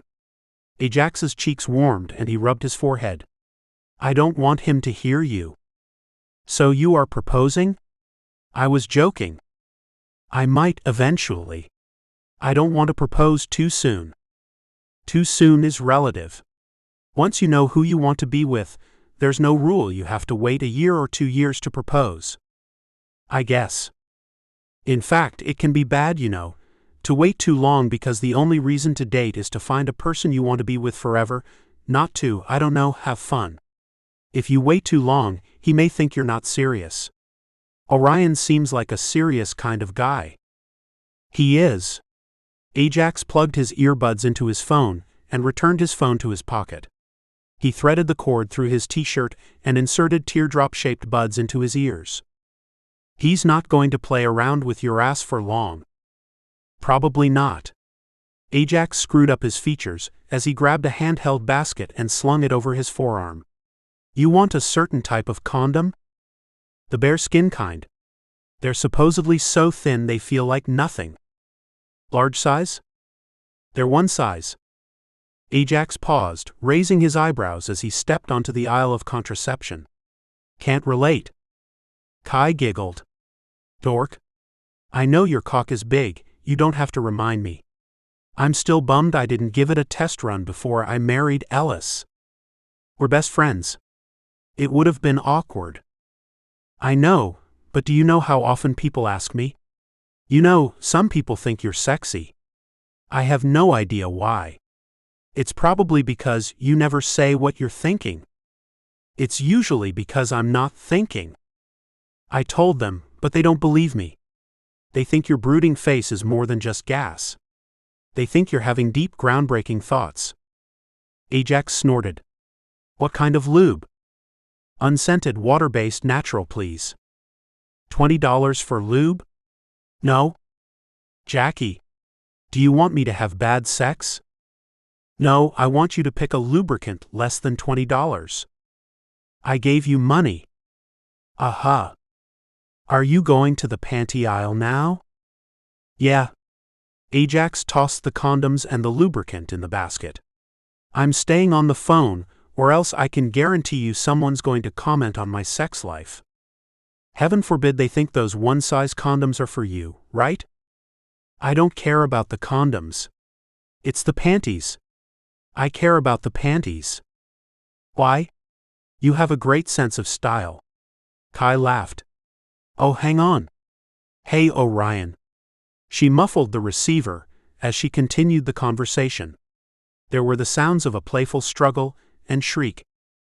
Daddy. Orion laughed into the receiver. Kai said you were at the supermarket. You probably shouldn't be calling me Daddy. True. You don't pay for everything, and you're not old and gray.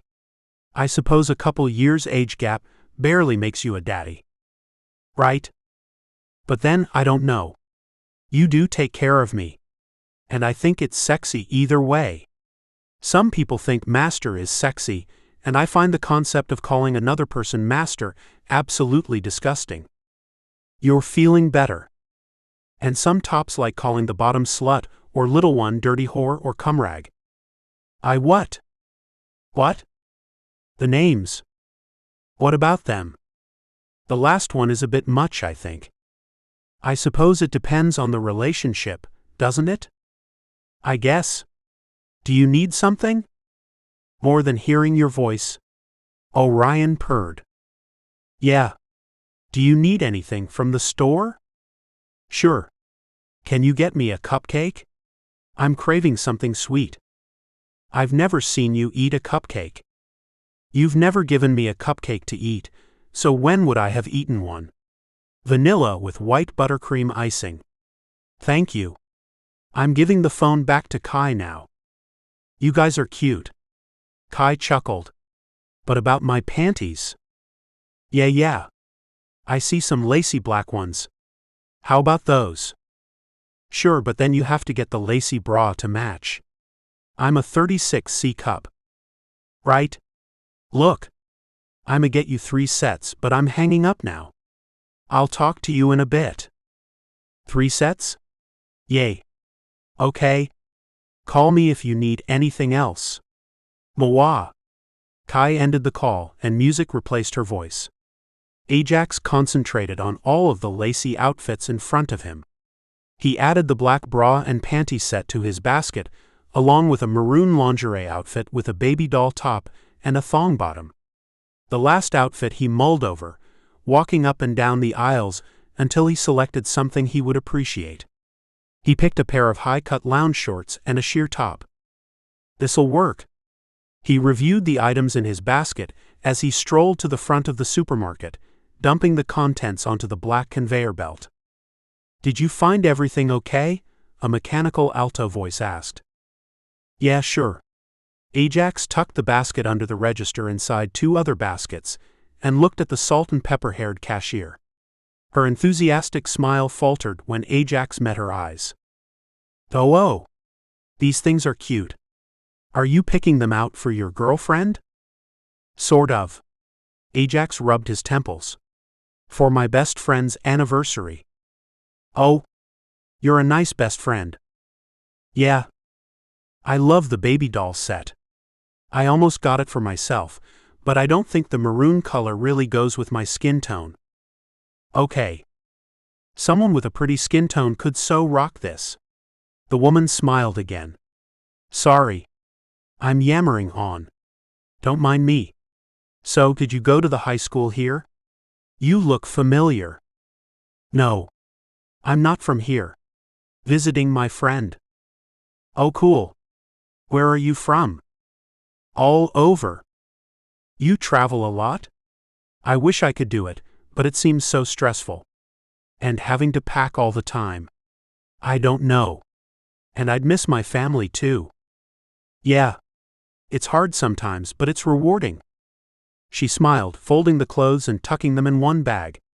She placed the condoms and lubricant in another bag. Anything else? Ah, shit. I forgot to get a cupcake. Don't get the ones from here.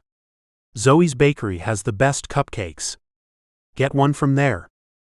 Zoe's Bakery? Yeah. She's 3 buildings down from here, on the corner before you turn on the street there. You can't miss it. Tell her I sent you. Who are you? Callie. Oh. And get the unicorn blood cupcake. Sounds violent. She stifled a chuckle. No. It's good, I promise. And it has rainbow icing on the top. What's the unicorn blood part? A secret. She covered her lips as she giggled and told him his total. I see. He passed over 3 $20 bills, accepted his change, and collected his bags. Thanks. You're welcome. Have a nice day. She waved, cheeks dimpling in a smile. He knotted the bags, clutching them in one hand as he shielded his eyes from the midday sun. He followed the narrow sidewalk past a clothing store, an electronics store, and a specialty meat shop before he reached a bubblegum pink building with dancing letters. The door chimed when he opened it, and a frazzled woman poked her head up from behind the display counter. Hiya. Welcome to Zoe's. I'm Zoe, what can I get for ya? Her voice was as musical as the wind chimes still dancing against the door. I want a cupcake. What kind of cupcake? We've got vanilla with buttercream, vanilla whipped, chocolate with buttercream, chocolate whipped, red velvet with cream cheese icing, red velvet filled, black velvet with cream cheese, black velvet filled, apple spice with cream cheese icing, confetti cupcake with buttercream and sprinkles on top, unicorn cupcake. Wait. I want the unicorn one. Zoe smiled. Wonderful. Would you like a unicorn cupcake with white buttercream icing and sprinkles, unicorn swirl cupcake with rainbow buttercream icing, unicorn swirl with rainbow cream cheese icing, unicorn cupcake with a bloody center and rainbow cream cheese, or, she paused, unicorn cupcake with a bloody center and rainbow buttercream? The last one, I think. Ajax stared at her. You have all those here. Yes and no. I ice the cupcakes to order, so really I just have the bases all here. It makes it easier. Want to taste the icing? Sure. Ajax sat his bags on the side counter and approached the cash register. She scooped icing onto a plastic spoon and passed it to Ajax. Here. And one bloody unicorn coming up. Still sounds violent, he murmured, tonguing the spoon. He groaned. Good, huh? I make the buttercream myself. It's not hard. I've got this industrial mixer in the back, I make it in. She grinned as she curled icing along the edges of a huge cupcake. She worked the icing into a perfect swirl and gingerly inserted it into a clear box. She placed the clear box in a craft box, sealing it with a bright sticker. There you go. That'll be $5.50. Thanks. Ajax handed her $6. Keep the little bit of change. He folded another $2 and tucked them in a multicolored tip jar, leaving with the cupcake box in one hand and the bags dangling from the other. He paused at the traffic light and turned on the main street, walking along the shoulder when his cell phone vibrated in his pocket. He shuffled the items in his hands around and dug his phone out of his pocket, tucking it between his shoulder and his ear. What? Hey Jackie, where are you? I'm on the way back to the inn. Why? Well, Kai sighed. Well, Rain told me Trav's on his way. Okay, and? I don't know, I was telling you. Okay, well thanks. I'll call him then. Did you get my panties? Yes. And the lube, and everything we talked about less than 30 minutes ago. Good God, woman, I am walking home. Kai shrieked with laughter. Okay. Bye. Later, Ajax rumbled.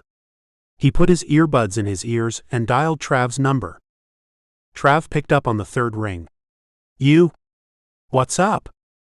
You're coming to the inn? Yeah. Rain called me and said she wanted to see me. You know anything about it? No.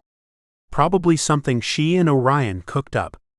They're best friends or something, don't know? Figures they would be. How long are you staying? No idea. However long Rain wants me to stay, I guess. Trying not to get my hopes up or anything. Good idea. So, how you been? Fine. Rye's first job went well. Hey, you bringing your console? I could if you want. Yeah, pack it. I think I saw some games at the pawn shop. I'm going to go back and get one. Get the one with the plumber main character. I've been wanting to play that one. Done. Going back now. Ajax turned on his heels and followed the street back to the pawn shop. So what's up with you and Orion? Official. We're official, I guess you'd say. Wait, so you're not sleeping around anymore? He said it was okay if I slept with women, but no men. So not exactly. But I only really fuck around when I'm hyped up, you know. Yeah, I know. On jobs. It was Chris' thing. Ajax sighed. Yeah. Anyway, it's complicated. He instigated this last time, but then I beat up Brody, and he's scared of me. Doesn't sound complicated. Don't beat up Brody. Easier, in theory. Don't, man? You'll get yourself in more trouble than a little bit. I think Brody's up to something. Something bad. Bad like what? He pisses under no loitering signs? No. Bad like, I think he's developing his own assassin crew. I'd be careful, dude. Whatever. He's not smart enough to organize a crew, and he's not strong enough to stay in control either. Maybe he's not, but you want to chance it? Ajax stepped inside the pawn shop, nodding to the burly worker hunched over the counter. He walked straight to the video games and plucked out several used games. You're right. I got the plumber game, and I got 2 fighting games. Works for me. How soon are you getting here? I'm boarding a plane in about an hour. Really? I guess for Rain you'll do anything, huh? She bought the ticket, dork. And she promised to pick me up from the airport, too. I ain't refusing any of it.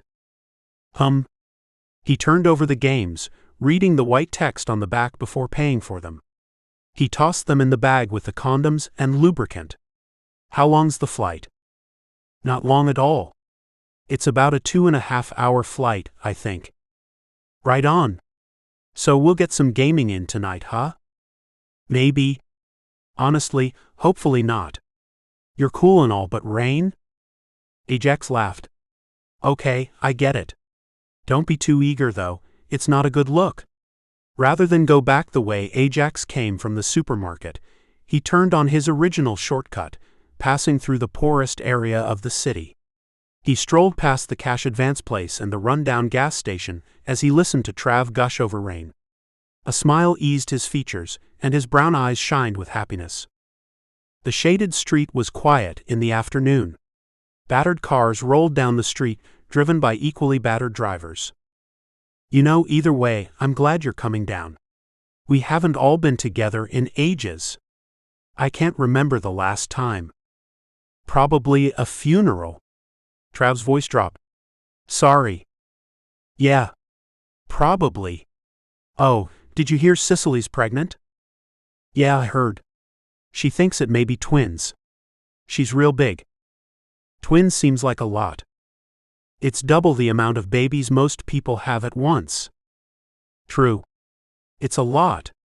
Ajax nodded. Do you want kids? Well, I guess I don't much care either way. I don't have to be pregnant or have it, so sure, why not? Yeah, Ajax rumbled. He paused at the corner, glancing both ways as a car rolled to a stop at the stop sign. The window rolled down as Ajax brought his eyes up to the passenger door. A loud pop rang in his ears, and fire pierced his side. The fuck? Trav's voice was muffled on the phone, buried under cotton stuffed in his ears. The window went back up. The smell of smoke and gunpowder filled Ajax's nose, and the car rolled away. His blood pounded through his veins. His heart strained against his ribcage. AJ? Ajax? What the fuck is going on? I'm unshot. His voice was miles away, and his hands were full, clutching all the bags to himself. He twisted, searing pain shot through his body. It kindled from his side, 2 fingers under his ribcage, and spread a blazing wildfire through him. Someone shot you? In broad daylight? Fuck. Where? No. I need to call Kai. You need to get somewhere safe. Is there an exit hole? What? Is the bullet still inside you, or is there an exit hole? I have stuff in my hands. Cupcake and condoms. You need to put it down so you can check your bullet wound, dude. Can you go somewhere safe? Safe? Quiet.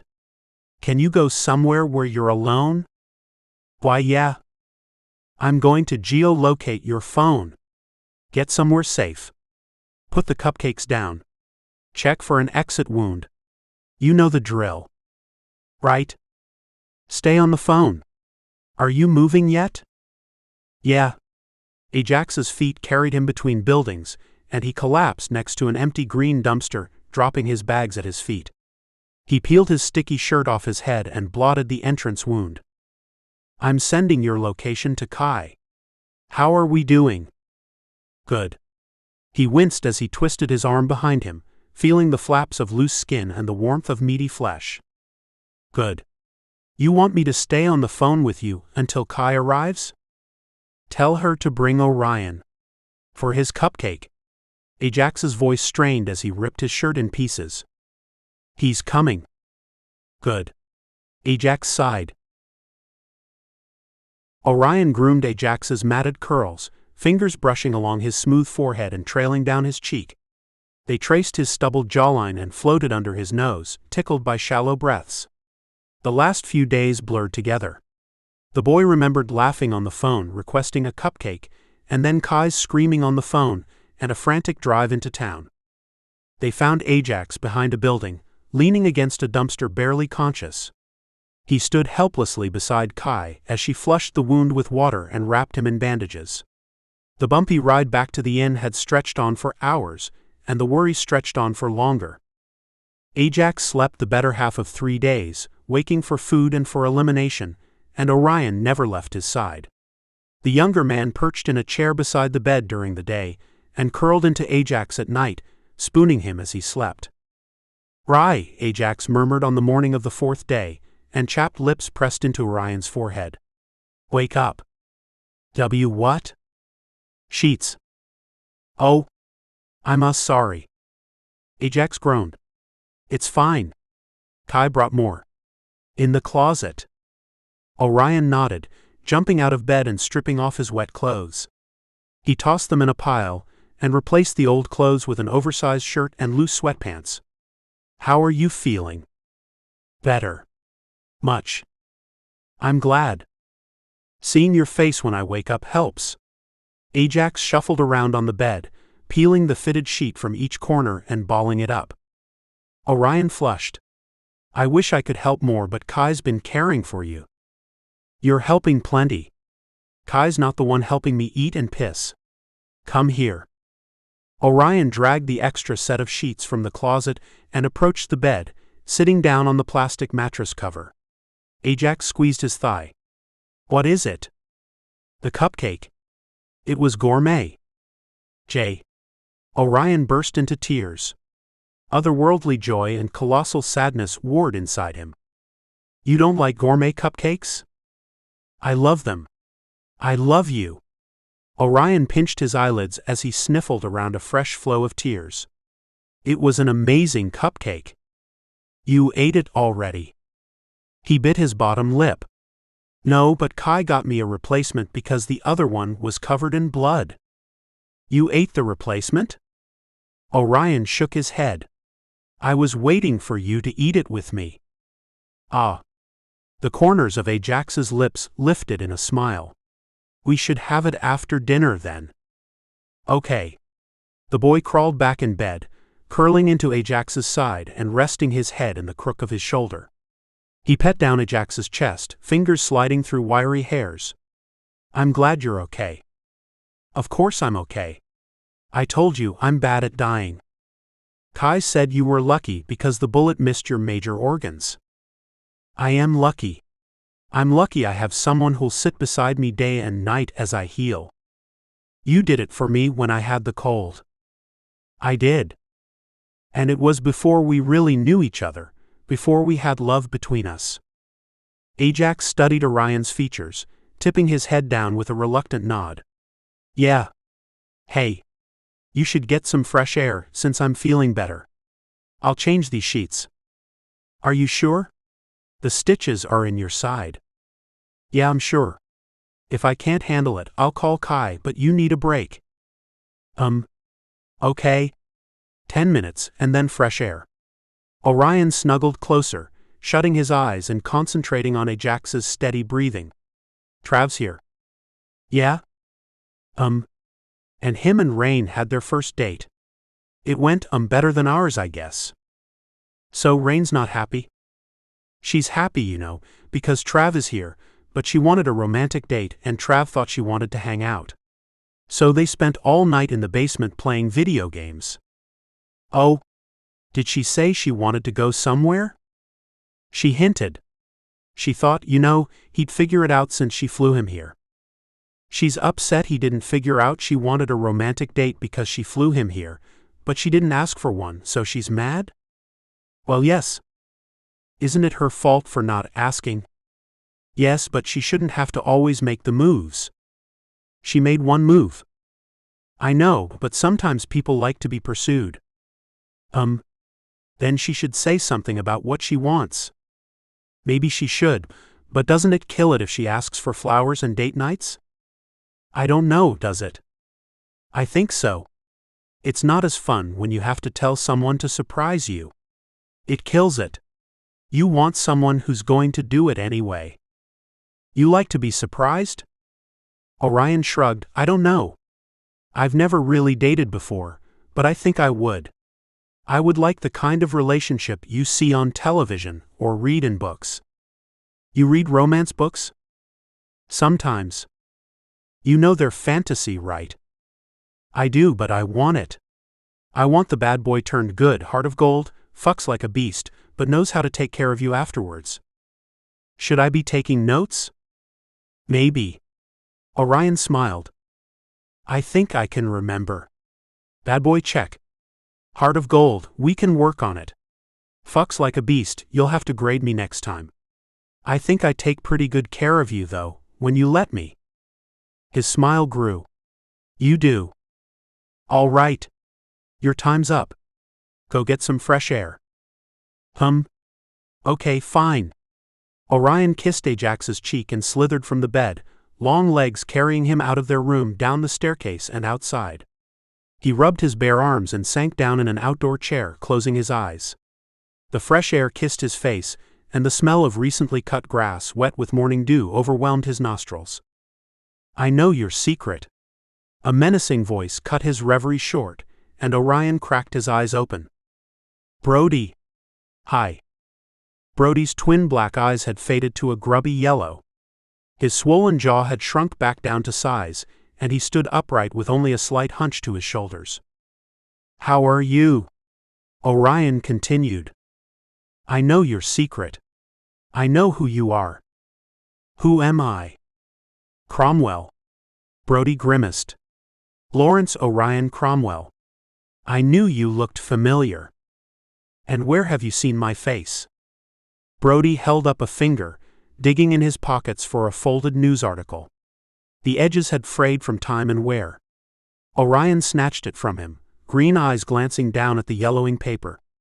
"Now what will Daddy think when he finds out his son isn't dead?" "He'll think nothing. I'm worth nothing to him, so if you're thinking of blackmailing him for cash, you're wasting your time." "Luckily."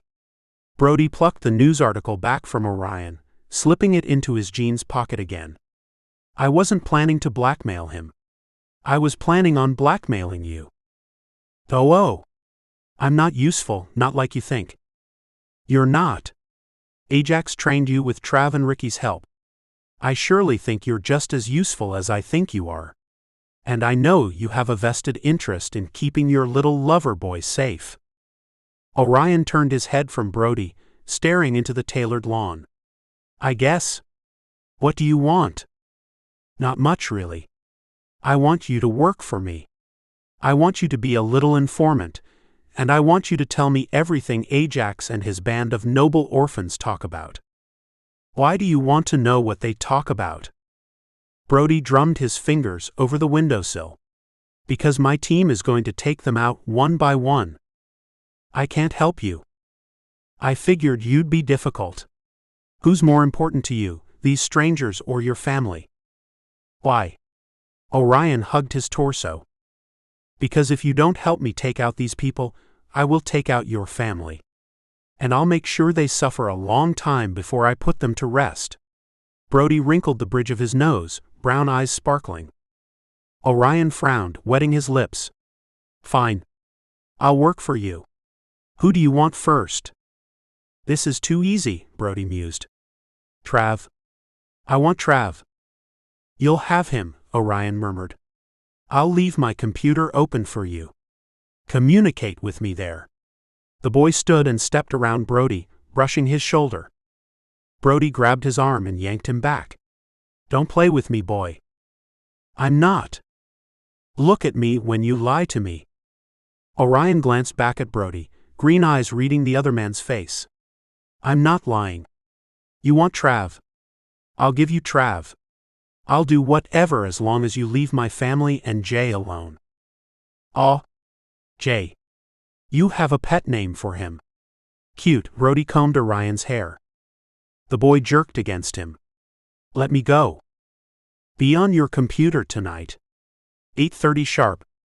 Brody released his arm, shoving him backwards. Orion set his jaw, closing his eyes as he rooted himself to his spot. His stomach churned, and he pressed his full lips in a thin line. He nodded and slipped back inside the inn, scampering upstairs. He paused at the height of the stairs, shaking the stress from his limbs and gathering his breath before he walked back into the bedroom. "You were only gone for not even 5 minutes." Ajax glanced up from tucking a clean-fitted sheet around the last bare corner of the bed. "I'm still working on the sheets." "Brody." Brody was outside. "Did you ask him how his jaw feels?" "No, I came back inside." Orion grabbed the flat bed sheet and unfolded it, laying it over the fitted sheet. "You should sit in the chair while I do this." "I can help." "You're healing." "I can still help." "You'll have to let me do something eventually." Chuckling, Ajax tucked the long sides of the sheet under the bed, stretching out the wrinkles by pulling the sheet taut from the foot of the bed. "I know, but I want you to be okay," Orion mumbled, hands trembling against the sheets. "I am okay. I mean really okay. What if Brody goes after you again?" The boy covered his face with his hands. It's too stressful living like this. Ajax shrugged, dragging Orion closer by his pointed elbow and wrapping his arms around his slender body. I was thinking about retiring. We get a little more money saved and live off the land, slowly wash it.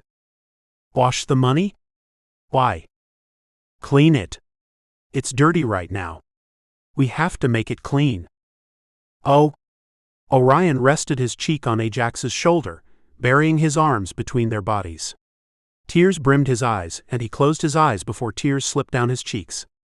I would like retiring. And being with you. Yeah? A handful of jobs and we'll retire? Orion chewed his bottom lip and nodded, rubbing his face on Ajax's shoulder. Why yes. Good. Ajax kissed Orion's forehead. I will look for jobs this evening, okay? Ajax rumbled. Sure. What about the other guy? I talked to him. W will be doing the final exchange soon.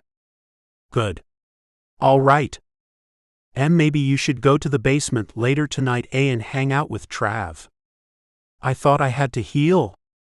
You do, but. The stronger man chuckled, fingers disappearing in Orion's blonde hair. I miss the brown. When we retire, it'll be nice to have the brown again. It was only brown for a day. I know, but I miss it. You're weird.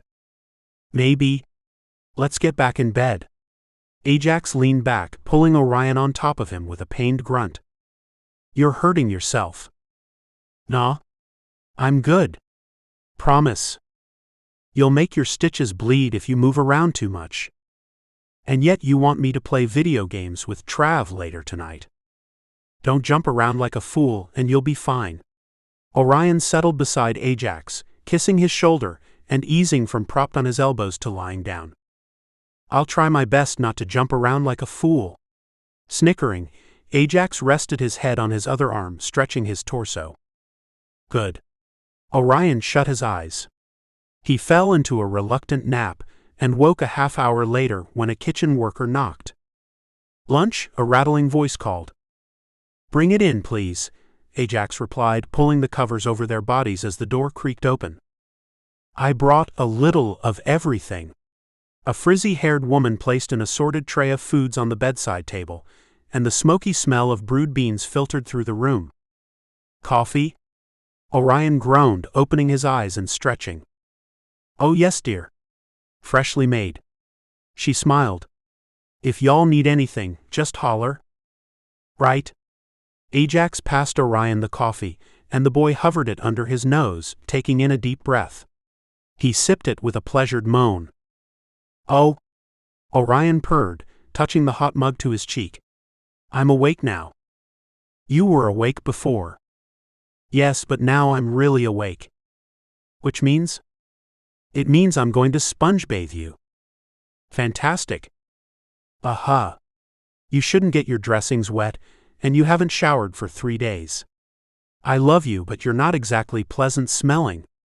Plus, you still have dried blood in some spots. I can't get out of this, can I? No. And when I get excited? Stitches. Orion laughed, carrying his mug of coffee to the bathroom as he dug under the counter, finding a shallow tub. He filled it and swirled liquid soap in the balmy water. He soaked a hand towel in the tub and carried it to the bed. What about them? Jay. Orion went back to the bathroom for his coffee. Rye. Rain said you like it rough. I've never fucked Rain. She heard it from others. Well, his face wrinkled. Yeah? I like it rough. How rough is rough? Orion set his coffee down after another sip, and he wrung the towel. Water dripped from the twisted fabric. You really want to discuss it? Yes. Okay, Ajax scrubbed his cheek. Rough?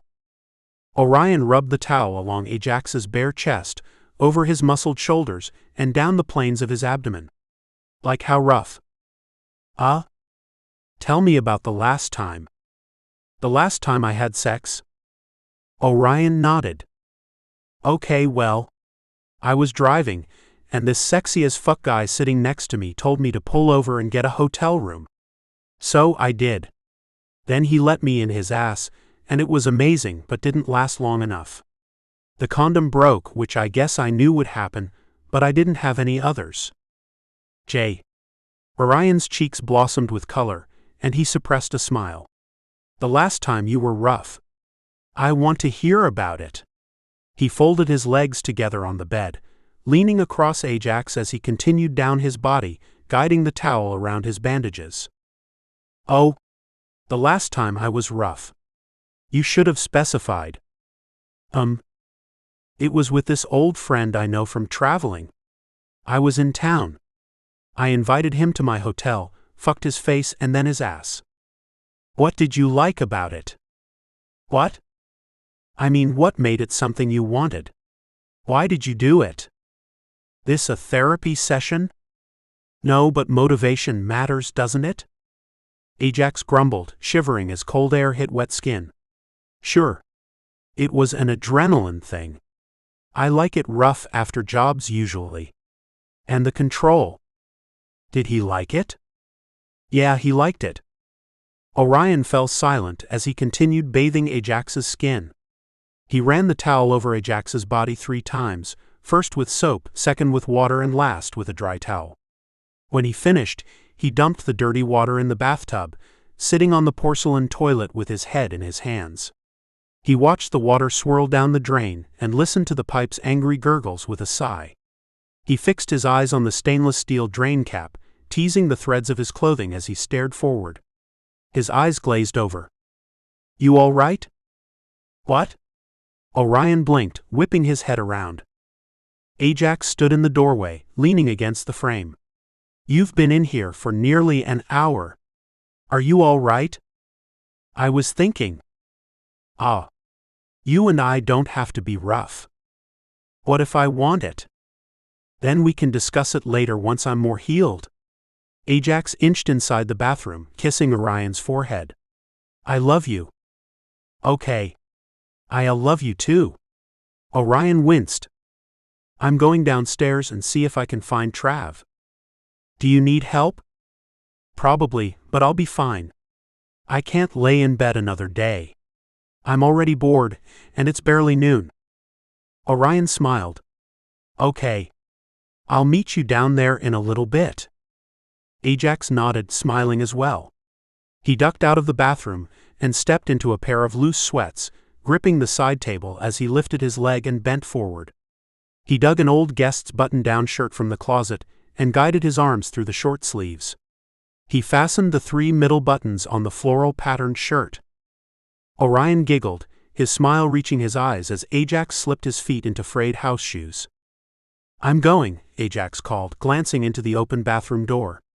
What's funny? I've only ever seen you in black. Orion covered his mouth over more giggles.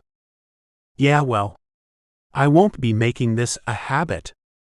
The Hawaiian pattern brings out your eyes. You're lucky I can't move fast. Oh, I know. Have fun with Trav, Grandpa. Sure. Ajax hobbled from the room. A hand pressed into the wall as he walked.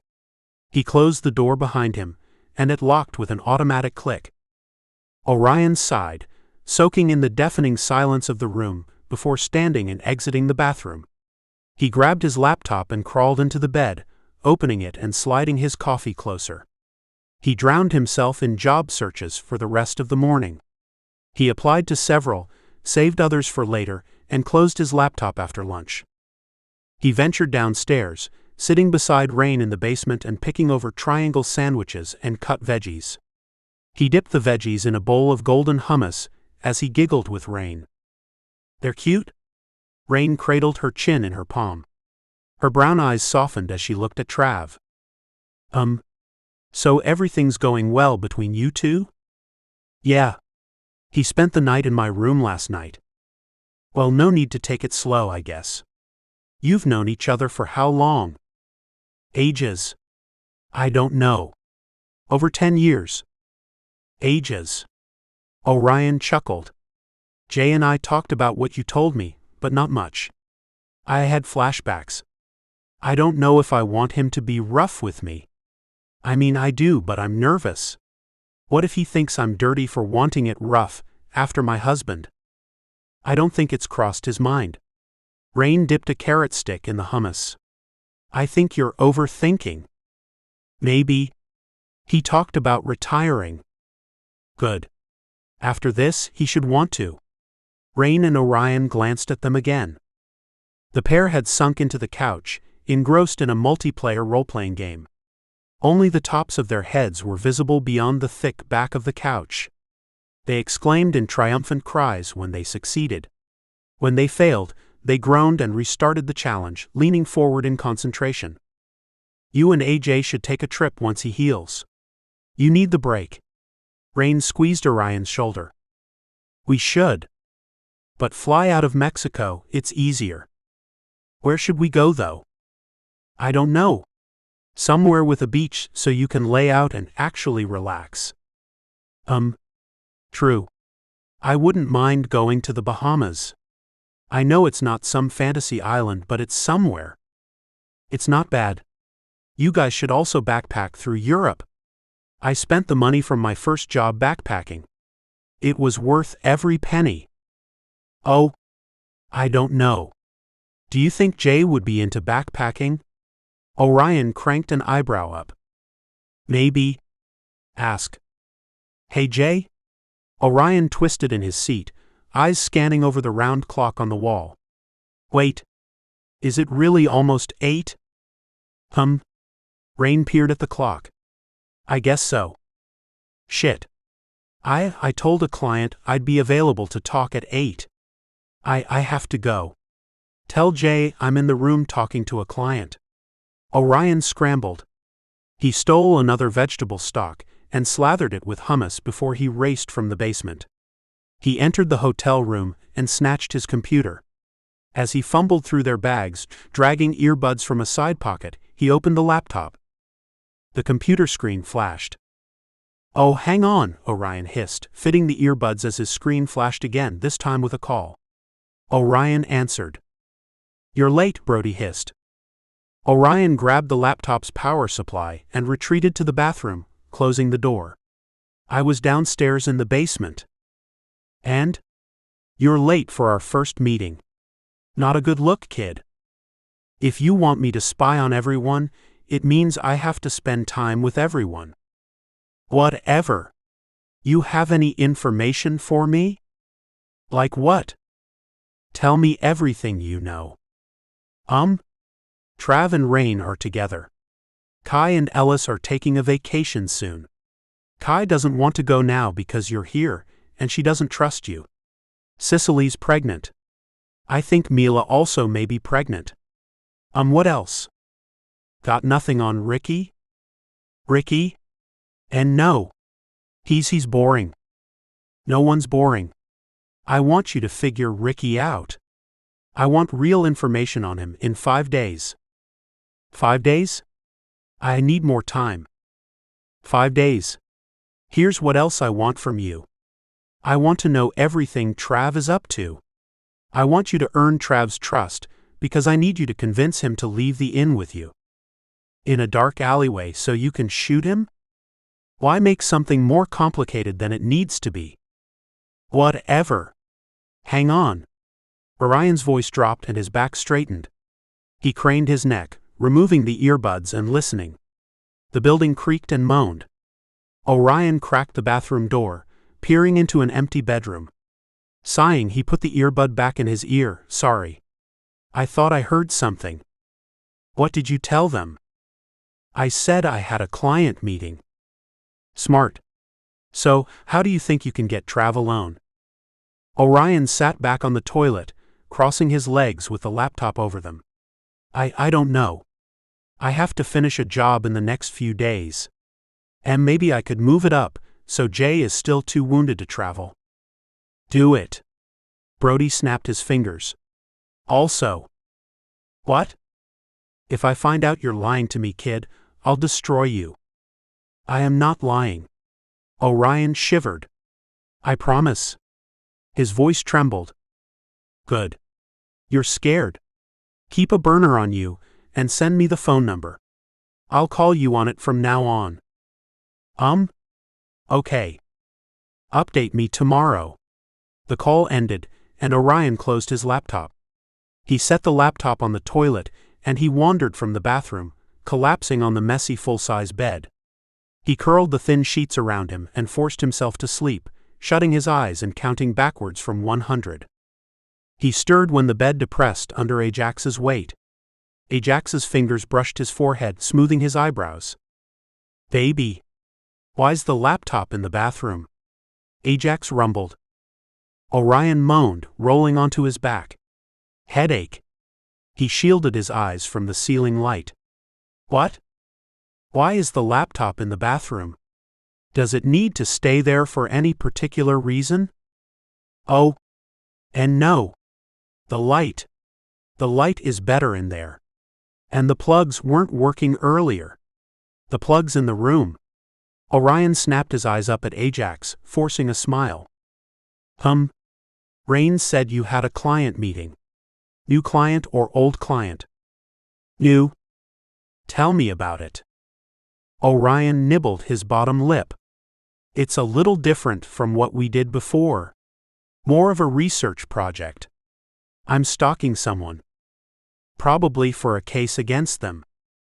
The boy looked down at the bunched sheets. "Probably. Or they could be planning to kill them and don't like doing the beginning research like we did." "Sounds irresponsible." "Is it? What if it was easier for someone else to get information instead of them?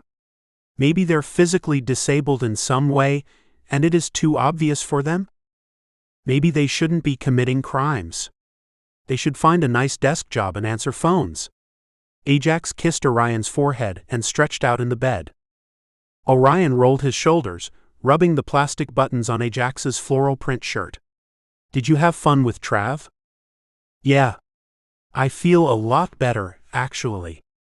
It was my sponge bath. It was hanging out with Trav." Orion shook his head as he slipped Ajax's shirt over his shoulders. "The bath. It gave you new life." His fingers traced the sharp lines of Ajax's corded muscles, and they twitched under his touch. "Maybe it was the bath." Ajax leaned forward, kissing Orion's lips and jawline. His cock grew against his loose pants, bulging the front of them. "Oh, yes. Definitely, it was the bath," Orion murmured against Ajax's lips, drowning in his feather-light kisses and gentle touch. Ajax's brewing strength and casual control excited him, and he shifted on the bed, closing his legs and trapping himself between them. "Stitches. I don't care. I want you." How? Ajax lay back, sliding Orion on top of him. He guided Orion's face to his, kissing his lips again. "Do you like to ride?" Orion's cheeks colored. "It's been a while." He rolled his hips along Ajax's bulging jeans. "I want you to ride me." "Get a condom," Ajax instructed. After another kiss, his arms fell away. Shivering, Orion slithered from on top of Ajax and tiptoed across the room to their belongings. The contents of 2 backpacks had spread across the room, covering every surface. Their clothes hung in the closet. Their toiletries had expanded from toothpaste and floss to specialized face wash, electric razors, and luxury shaving cream. Orion dug through the items, grabbing a golden square condom wrapper and the bottle of lubricant. Orion placed the condom and lubricant on the corner of the bed as he peeled off his clothing. He pulled an oversized shirt over his head and slipped his fingers in the band of his sweatpants. "Go on." Ajax raked dark eyes over Orion's form, glancing into the boy's face before fixing his gaze on his hands. His lips curled and parted as heavy breaths exhaled from him. Lips pressed into a thin line, Orion dropped his sweatpants. They pooled over his feet, and he stepped out of them. His knees bumped the edge of the bed as he tugged the button of Ajax's pants loose. He peeled his jeans back, freeing his cock. Without a word, he ripped the condom open and rolled it over the other man. Lean thighs straddled him, muscular thighs holding him over Ajax's body.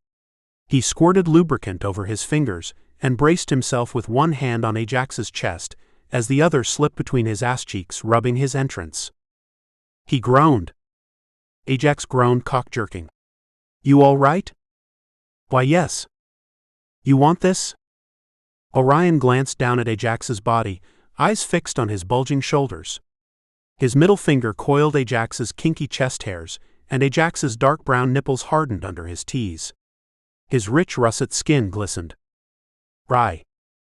The boy nodded, curling his fingers in Ajax's skin. Too late. Ajax sat up on one elbow, grabbing Orion around the middle with the other arm. You're nervous? I don't know. We have a lot going on, and I want to, but I don't know. Okay. We can cuddle. You're not upset? Why would I be? Because you're excited, and I told you no. I like it when you're interested. So I'm not upset. I'd like to know what changed, though. Ajax combed Orion's hair behind his ear. You getting shot? I mean, you and Brody. Your fighting is dangerous. Someone's going to get hurt, and I'm scared. Okay. It's part of the job. I don't know what to tell you. First, fighting with Brody isn't part of the job. And second, you could apologize. Make things okay between you and Brody. Then maybe he'll leave us alone. Us. You? Maybe he'll leave you alone. Is Brody bothering you? No. No, he's not bothering me. I avoid him. If I see him, I leave. Good. But things would be easier if you talked to him. You could smooth this over. You two could be friends even, like you and Trav are. You think years of feuding can be solved with a conversation and video games? Actually, yes. Please? Please give it a chance. I'll think about it. I don't know why you care so much about this stupid thing. We'll pick at each other forever. It's not something you need to worry about. You said you thought he killed Chris and Dee, and now it's not a big deal. He killed Chris and Dee years ago. He got whatever revenge he wanted. I want him to admit what he did, but it'll be tit for tat until one of us dies. Until he kills you. Would you ever kill him? Depends on what his tat is. If he tries to harm you, I'd kill him. If I could figure out what his problem is. Don't. You need to stay out of it. But I want to help. I can mediate. No. Ajax kissed Orion's forehead, but his sharp words stabbed him. It wasn't a discussion. I ate downstairs. If you're hungry, there are leftovers. Orion sucked his bottom lip as Ajax shifted on the bed. Are you Big Spoon? The larger man turned on his side, back facing Orion. Are you upset with me? No. Why do you think I'm upset? Your tone. You sound angry. I am a little frustrated. Because of me? Because of Brody. I don't want you worrying about him. Spoon me and help me heal more. Orion chewed his bottom lip. Okay. He eased down behind Ajax, curling his hips and wrapping his arms around him. He tucked his chin in the crook of Ajax's neck. Are you healed yet? Orion nibbled Ajax's ear. I feel the healing happening. Good. Very good. Orion smiled, closing his eyes as he settled into sleep. Orion woke with a jolt the next morning and jumped out of bed, racing to the bathroom and relieving himself. When he returned to the bed, he glanced at the alarm clock on the bedside table. 6:45. Orion stared at the alarm clock until it struck 7. He sat up again, stretching and bunching the sheets in his lap as he peered at Ajax. The other man slept covered to his neck with 2 layers of blankets on a dry mattress. Orion beamed and kissed Ajax's clavicle before climbing out of the bed. He stretched again, going on his toes, and rooted around for clothes, slipping on jean shorts and an oversized t-shirt. He stepped into slip-on shoes and tucked a black flip phone into his pocket, skipping down the stairs into the front lobby of the inn. He mingled with guests as he prepared himself a plate of complimentary breakfast foods. He piled eggs, pancakes, and sliced fruits on his plate, drizzling honey over everything. Orion ate his breakfast on the porch of the inn, with his legs crossed over his lap. He watched the sun travel over the lush green grass and blooming flowers and savored the silence. He sat his plate aside when it was empty and placed his hands in his lap, a light smile lingering on his face. The front door opened. "Oh, there you are." Rain sat in the chair across from Orion's. "You look happy. Did you get laid last night?" "I am happy, but not because I got laid." "So you got laid?" "No. Stop. I'm just happy." Orion giggled, cheeks warming. "I don't get a why." "I don't know. It's a good day." Orion bit his bottom lip. "So what are your plans for the day?" "Oh, I don't know." Rain's cheeks dimpled in a smile. "Kai's preparing to leave again now since Ajax is better, so there are things to do. She purchased new furniture, so I'm going to replace the stuff in some rooms." "Can I help?" "Sure. It'll go much quicker if you do. Meet me upstairs when you're ready to help." Orion's cheeks dimpled with a smile. "I'll be in soon." Rain squeezed his shoulder and dashed back inside. He looked towards the skyline again, and sat outside for another hour before strolling inside, jogging up the stairs. He poked his head in the empty rooms until he found Rain crouched in front of a white dresser with her long hair tied in a bun. "What are we doing with the old items?" "We're donating them to charity." "Figures." Orion nudged the worn tan dresser. "What?" "Ajax has this big thing with donating to charity, and I'm not surprised you're donating the furniture too is all. You know we were all orphans, right? We all grew up in a shelter. In a weird way, it's our way of giving back." He donated $100 at the supermarket. "To a shelter?" "Yes. He never even talks at the grocery store, and he blurted it out. Suddenly, he's Mr. Donates to everything. I told him we should donate items instead of money, and I don't know. He said something about it still being okay, because it was more than they'd get otherwise." "He's right." Rain shrugged, lifting a new dresser and placing it on the depressed spot on the carpet. "I was always taught only to donate items, not money." "Of course you were." "What do you mean?" "It's a rich people thing. They're obsessed with thinking donating with an organization or a fundraiser is wasting money because they don't know where the money is going, so they refuse to donate unless they can donate items to make sure only people who deserve it get the items." Yes. My father said something similar, yes." "Well, your father is stupid, and you should stop trying to decide who is worthy and who isn't. Donate money, donate items. It doesn't matter. Except don't donate your old cans in the back of your pantry." "What?" "Don't donate your unused cranberry sauce and lima beans." "Oh my God." "Okay, my family is the worst." Orion's cheeks flushed. "Wait, seriously?" I'm so sorry. You're a reformed rich kid." "Yes. My mom once donated cranberry sauce because it's all she had. I remember her lamenting about how long it had been in the cabinets. I guess I never thought about it before, but if it sat around at our house, why would someone else want it?"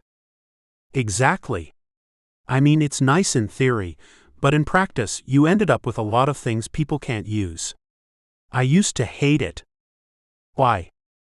Picture trying to smile when someone hands over a box of useless seasonal ingredients or a box full of sodas and chips when all you want is a vegetable. You didn't have vegetables? Food insecurities. Food desert. What's a food desert? A food desert is where good food is hard to find. Like there are stores all around with food, but none of it is quality and affordable fresh food. Does this make sense? It makes sense logically, but I can't imagine. Okay, well, picture like this. What's your favorite vegetable? I like sweet peppers. How much do sweet peppers cost?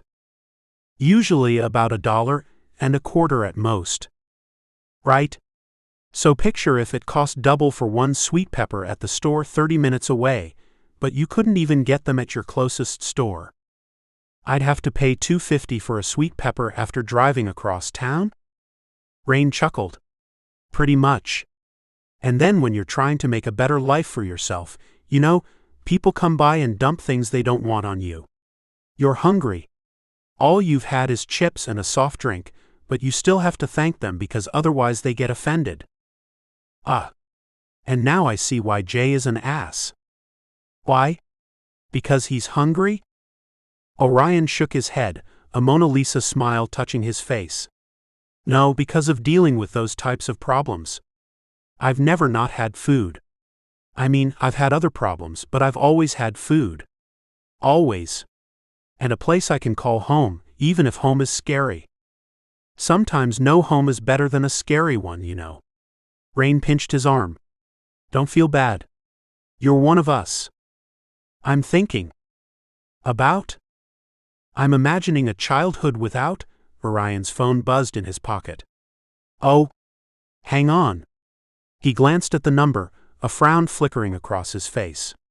I'll be right back, he promised, scampering out of the room. He closed the door as he put the phone to his ear. Hello? Kid, Brody snarled. Why yes. How can I help you? Where are you right now? I'm. Stop stuttering.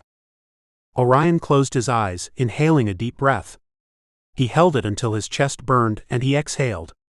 In the hallway. Well, go to your room. You're going to look something up. Okay. What? Brody didn't reply. Orion moved down the hall and entered the room he and Ajax shared, closing the door behind him. He plastered himself against the wall as he glanced around. I'm alone. Finally, Brody growled. Could you have taken any longer? Orion carried his laptop to the bathroom. I'm sorry. You ought to be. You think I'm just waiting around for your ass? No. Why, you're very busy. How can I help you? Look this up for me. Brody rattled off an address, and Orion typed it into the internet browser. Is it residential or business? You tell me. It looks like business, but it is close to a residential area. I am not sure. Orion squinted at the bright laptop screen, leaning forward as he scanned the text on the internet search page. I don't need your decision-making process. I asked for information on this address, and you've given me nothing but now a headache. I don't know why the fuck Ajax keeps you around. Orion's lips twitched. Residential. There are no business hours. Interesting. Brody hummed into the phone. What's the address for? What does the building look like? Do a street view. Brody ignored Orion's question. The boy sighed. It looks like a 2-level housing structure. It could have been a classic apartment building, a hotel structure, or a large family home. It is difficult to tell without going inside. What do you want to know for? Brody ended the call, and Orion's phone played a musical tune. He tucked the cell phone back into his pocket and ventured from the bathroom, returning his laptop to its previous location and leaving the room. He rubbed his face as he entered the hallway again. Rain? Marco? Polo. Orion passed several room doors. Marco. Polo. He poked his face in an open door, and an older woman turned around. She clutched pale blue pearls around her fat neck. You're not my husband, her shrill tone acknowledged. Wrong room. He smiled, showing all his teeth. His cheeks dimpled. Sorry. Then he ducked away, checking the next room. What took you so long? I thought you were helping. I'm trying. I wasn't gone too long, was I? No. I'm teasing. Here, help me with this. Rain motioned to a white, 6-drawer dresser. They spent the rest of the day moving furniture, carting the old furniture downstairs, organizing it by usability, and they donated the best pieces. The worn pieces they left for the owners. The new crisp white furniture breathed new life into the dated rooms, and the pair rearranged everything, increasing the natural flow and giving it modern energy. At the end of the day, they slumped into chairs at the dining room table in the basement, nibbling from round platters of food. The rooms look amazing. Rain beamed. And it feels good to do honest work. As opposed to all the dishonest stuff you get into. Orion winked, flashing his friend a smile. Pretty much. I love them, Kai exclaimed, catching the tail end of their words as she hit the base of the stairs in the basement. She swung on the railing and pirouetted over to them. Rain, you should be an interior decorator. I couldn't have made those rooms look any better. Oh my God. I'm so excited now. Kai hugged Rain and Orion around the shoulders. You're welcome. It was fun. Rain shrugged. When I get back from my vacation, we should do the other rooms. Are you two sure you can hold down the fort while I'm gone? Absolutely. 100%. Get out of here already. Rain waved a hand. Almost. I have a few things left to do. Kai looked at Orion. I need a favor from you. Anything. What do you need? Can you make a program for me? I want to show you this operations program, but I want some changes, and I can't find a perfect program to purchase. Jackie said you'd be interested? Orion tucked his hands under him. Yes, but why didn't you ask Trav? Honestly? I did. He said you're more the programmer. Really? Yes. So want to come look? Oh. Okay, yes, absolutely. Orion nodded and followed Kai to the lobby, where a preppy young girl sat behind the desk. She waved. Hi, Ms. Kai. The girl tossed a waterfall of golden curls over her shoulder, and they trailed the length of her back. Hey, Allie. How's everything going? Fantastic. We're still waiting for 2 guests to check in. One guest called and said they would be late. We haven't heard from the other. Did you write a note for the nighttime hostess? Yep. It's right here. Good. Do you mind taking a break for a few? I have a computer programmer here, and he's going to try to make us a better program for our check-in system. Oh goodness, really? I wrote down my requests. Hang on. The girl dug under the desk, handing Kai a folded piece of paper with loopy handwriting on it. Kai passed the paper to Orion, who unfolded it and squinted at the handwriting.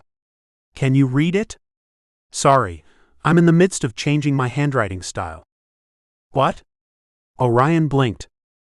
I like penmanship. Allie shrugged. Anyway, I'll go take my break now. Give us 30 minutes, okay? Sure thing. The girl dashed off. Kai led Orion behind the counter and tapped on the old keyboard. Well, the F key sticks and the A key sticks and the semicolon, but I can fix those myself. With some cleaning, yes. Here's the program. Kai pointed to the screen. See what you think. Orion nodded and focused on the program, exploring it as Kai leaned across the counter. Can I get a piece of paper? Oh, sure.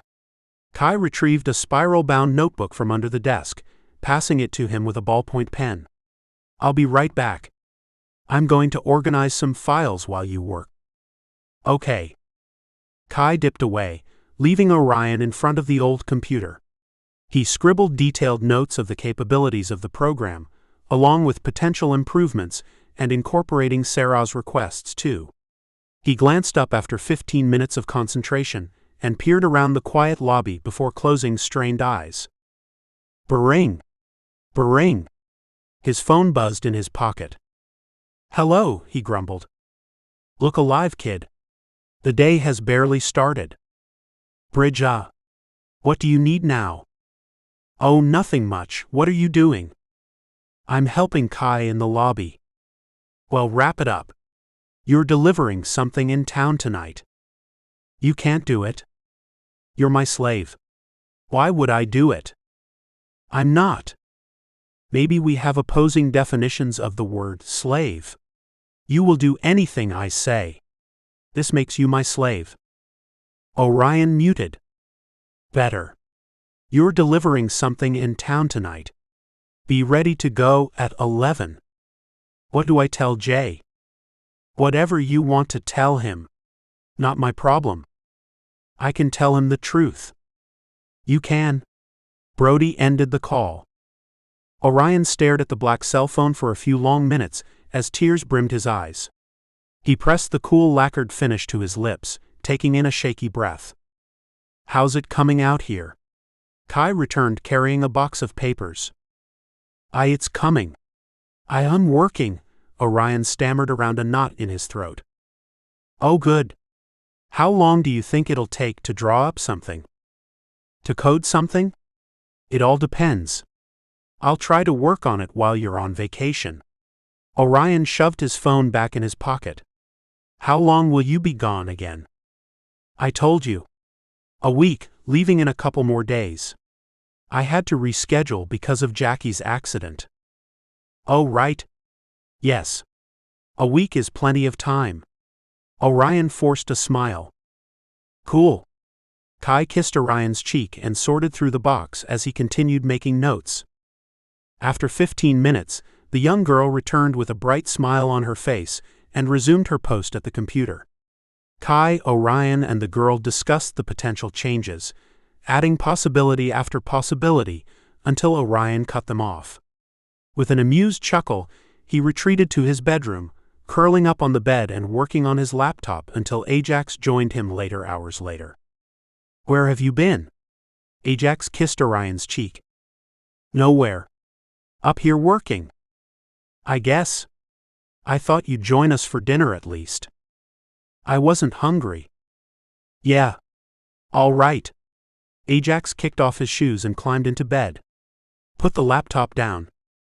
Why? You're not in charge of how I spend my time. I what? I'm not, but I figured you would want to spend some of your time with your boyfriend who you haven't seen all day. I'll see you all night. At night we're asleep. You didn't even want to be my boyfriend. You only said it because I wanted it. I didn't. What's wrong? Nothing. You're acting like I've been ignoring you all day when you didn't come looking for me or anything. Well, no, because I knew who you were with and you were having fun. I figured I'd get my time at night. Whatever. Orion shut his laptop and looked at Ajax. I'm all yours. What do you want to do, Master? Don't call me Master. Should I get naked and bend over, Master? Orion challenged. Do you want me to suck you off before bed? Orion. Dude. Stop. Forget I fucking said anything.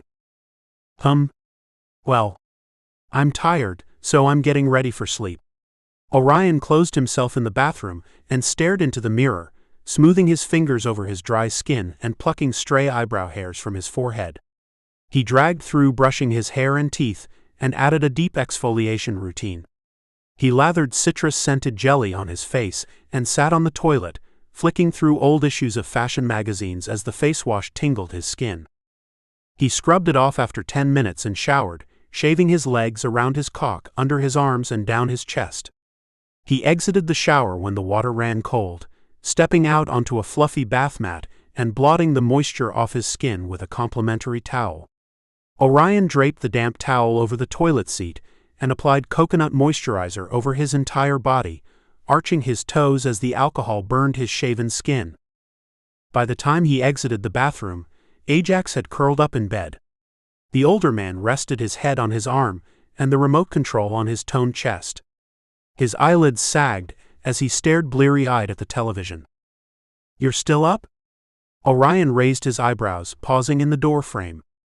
Barely. Ajax glanced up at Orion. Was waiting on you. Why? We're just going to bed. Ajax shrugged. Wanted to kiss you goodnight. Orion looked down his toes as a smile lifted the corners of his lips. Oh, okay. He crawled in the bed. Ajax kissed Orion's cheek and turned the light off, throwing the sheets over them both. "Night," Orion murmured. "Night." The boy turned to his side as Ajax curled around him.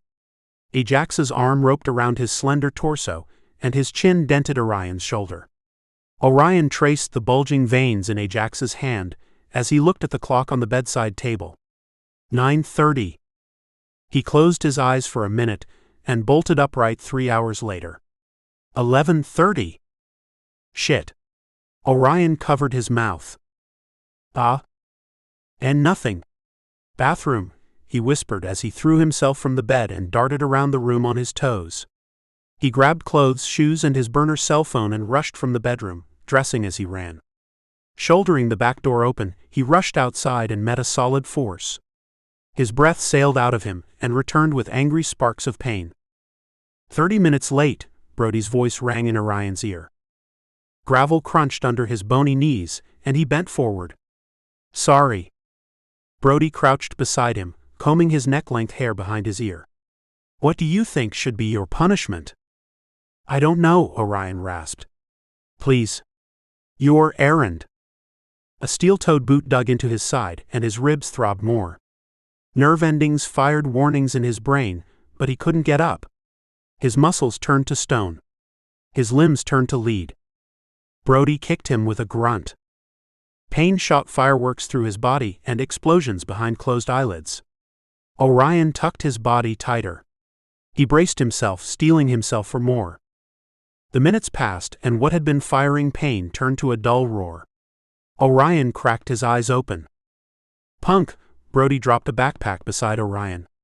"Deliver this to a guy named John." He rattled off an address. Orion repeated the address several times. "Is he expecting me?" "Yep." "How will I get there?" "What?" "Wannabe assassin, wants a cop car to drive in." "Suck it up, kid.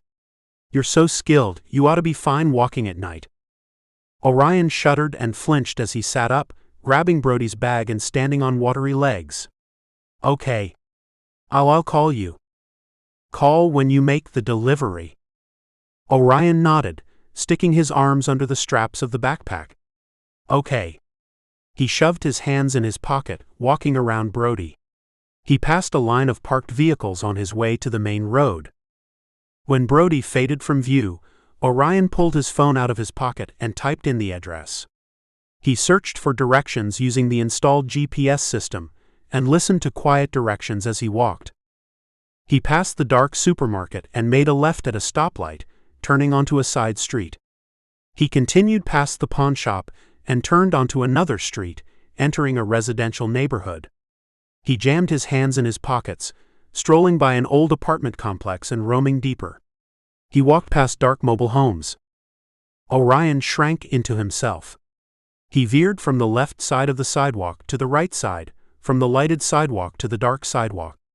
The mailbox numbers descended as he neared John's house. His anxiety increased. He drummed his fingers on his thighs as he stepped in front of John's trailer. He stepped past a two-tone pickup truck parked on the unkempt lawn and a black car parked in the shallow driveway. The trailer's aluminum siding flapped in the wind, billowing against the building like thunder. Orion curled his lips and stepped onto stacked concrete blocks, knocking on the glass screen door. A dog barked. A woman hushed him and murmured something unintelligible. A man murmured something back, and footsteps approached the door. Orion's skin crawled. His muscles shivered, and the dull ache in his ribs returned. His eyes glued to the doorknob as it turned. The door cracked open, weather seal whining as it unglued from its partner. "Who are you?" The man behind the door grunted and scratched his round belly. His stained white t-shirt lifted away from his hairy body. "Are you John?" Orion squeezed the straps of his backpack, backing off the steps. "Who's asking?" "B. Brody sent me. He has something for you." "Oh, boss. About time. I did the hit nearly a week ago. What you got, kid?" Orion removed his backpack. "I didn't check." "You want to come in?" John opened the door wider, revealing an old Labrador retriever stretched along the laminate flooring and a cross-legged woman draped over the couch. And no. I have to get back. You should come in. Oh. All right. Orion studied his shoes as John pushed the screen door open and guided him inside. He clutched the backpack and shuffled around the old dog to the couch, leaning against the arm. Now, what about the bag there again? John lit a cigarette and inhaled a long drag, beckoning Orion to him. From Brody. John snatched the bag from Orion and opened it. He emptied the contents on the table, revealing several banded stacks of $20 bills, a 3-piece pearl jewelry set, and a pistol. John chuckled, rubbing his stubbly chin. Guess the shiny stuff is for you, babe. It's his fault I had to pawn my things anyway. She uncrossed her legs and moved from the lumpy couch to the table. You think they're real? She picked up the earrings. Woman, do I look like I know if they real? I can tell, Orion murmured. I can show you how to tell. Oh? The woman raised her eyebrows. Well, show me. Okay.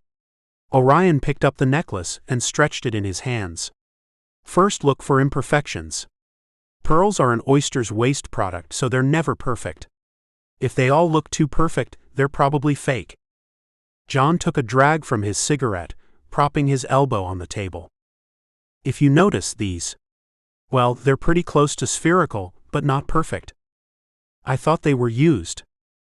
Orion smirked. A lot of people think the same thing. Next is luster. The best pearls are glowing.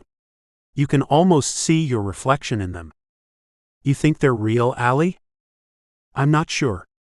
Maybe? What else? She looked at Orion. My favorite is the surface test. Which is? Well, pearls have a rough surface because of how they're made. My mother used to call them oyster poop. Orion smiled, turning the pearls over in his hand. It's not really poop, but it starts as an irritant. What's she call them now? John grunted. What? Oh, I'm sure she still calls them oyster poop. I haven't talked to her in a long time. His face fell and tears wet his eyes. Aw. It's okay, honey. Tell me about this surface test. Allie squeezed Orion's shoulder. Oh. You rub it against your teeth. If it's smooth, they're fake. If the surface is rough and grainy, it's probably real. Sounds dumb. John tossed the gun in his hands, setting it on the corner of the table near Orion. The boy stepped away, depositing the necklace back on the table. I think they're real. They're very pretty. Allie rubbed the earrings against her teeth. They feel kind of rough from what I can tell. You test them. She handed the necklace back to Orion. Okay. He copied her, rubbing a lumpy pearl against his teeth. Why, yes. Rough, I think. Well, 2 out of 2 ain't bad. Allie looked at John. You gonna count the money, or what? I trust him. And if the money ain't enough, we can get rid of them pearls. John grinned, showing off chasmal gaps between his teeth. Nope. Allie giggled. You want a beer before you set out, hun? And no thanks. I don't drink. Kid? You tell Brody I'm ready to work for him whenever he needs. Last job was easy. Damn near smacked me in the face, it was so easy. Felt bad for the guy though. He seemed nice. What was your last job? Orion lifted his chin. Why, you don't have to tell me if you don't want to. John flicked the ash from his cigarette. Had to shoot a motherfucker. Not kill him, just hurt him. Got this sucker in the chest. I saw him at the pawn shop earlier, but then saw him again carrying all kinds of weird shit. Had a gourmet cupcake in his hands. You said he seemed nice. I guess. Nice enough. John snorted. Felt bad about the cupcake though. He probably had kids or something. Orion bit his bottom lip. This is when I don't like your job, honey. You could have been shooting an innocent man because he don't tell you anything about them. No one's innocent. John patted the round globes of Allie's ass. I should be going. I'll probably see you again. I work for him for Brody. Yeah? Sure, kid. I'll walk you out. John followed Orion to the door. Thanks? Orion glanced at depressed backpack on the counter as he opened the front door and stepped outside. Bye. Have a good night. Orion called Brody on the way back to the inn, leaving the dark neighborhood and returning to the main street. The conversation with Brody was brief, and he tucked his phone away, counting his footsteps all the way back to the inn. His feet ached when he returned to the inn, and the sky had brightened with the first peaks of morning. He hopped up the stairs, slipping back into his shared bedroom with Ajax, and stepped out of his shoes. He peeled off his clothes, collapsing into bed in a pair of tight briefs and burrowing himself into the sheets. Drooping eyelids closed over sandy eyes, and he drowned in a heavy, exhausted sleep. Ajax slumped into the lumpy recliner in the basement, rubbing his forehead and pinching the bridge of his nose. He glanced at Trav, who was already immersed in another round of capital city crime. Man, you're worrying about nothing. Trav squinted at the flat-screen television in front of him, leaning forward and resting his elbows on his knees. He's probably busy trying to get y'all jobs so you can retire. I guess. I feel like I haven't seen him in days. Ajax placed his controller on the coffee table and groaned.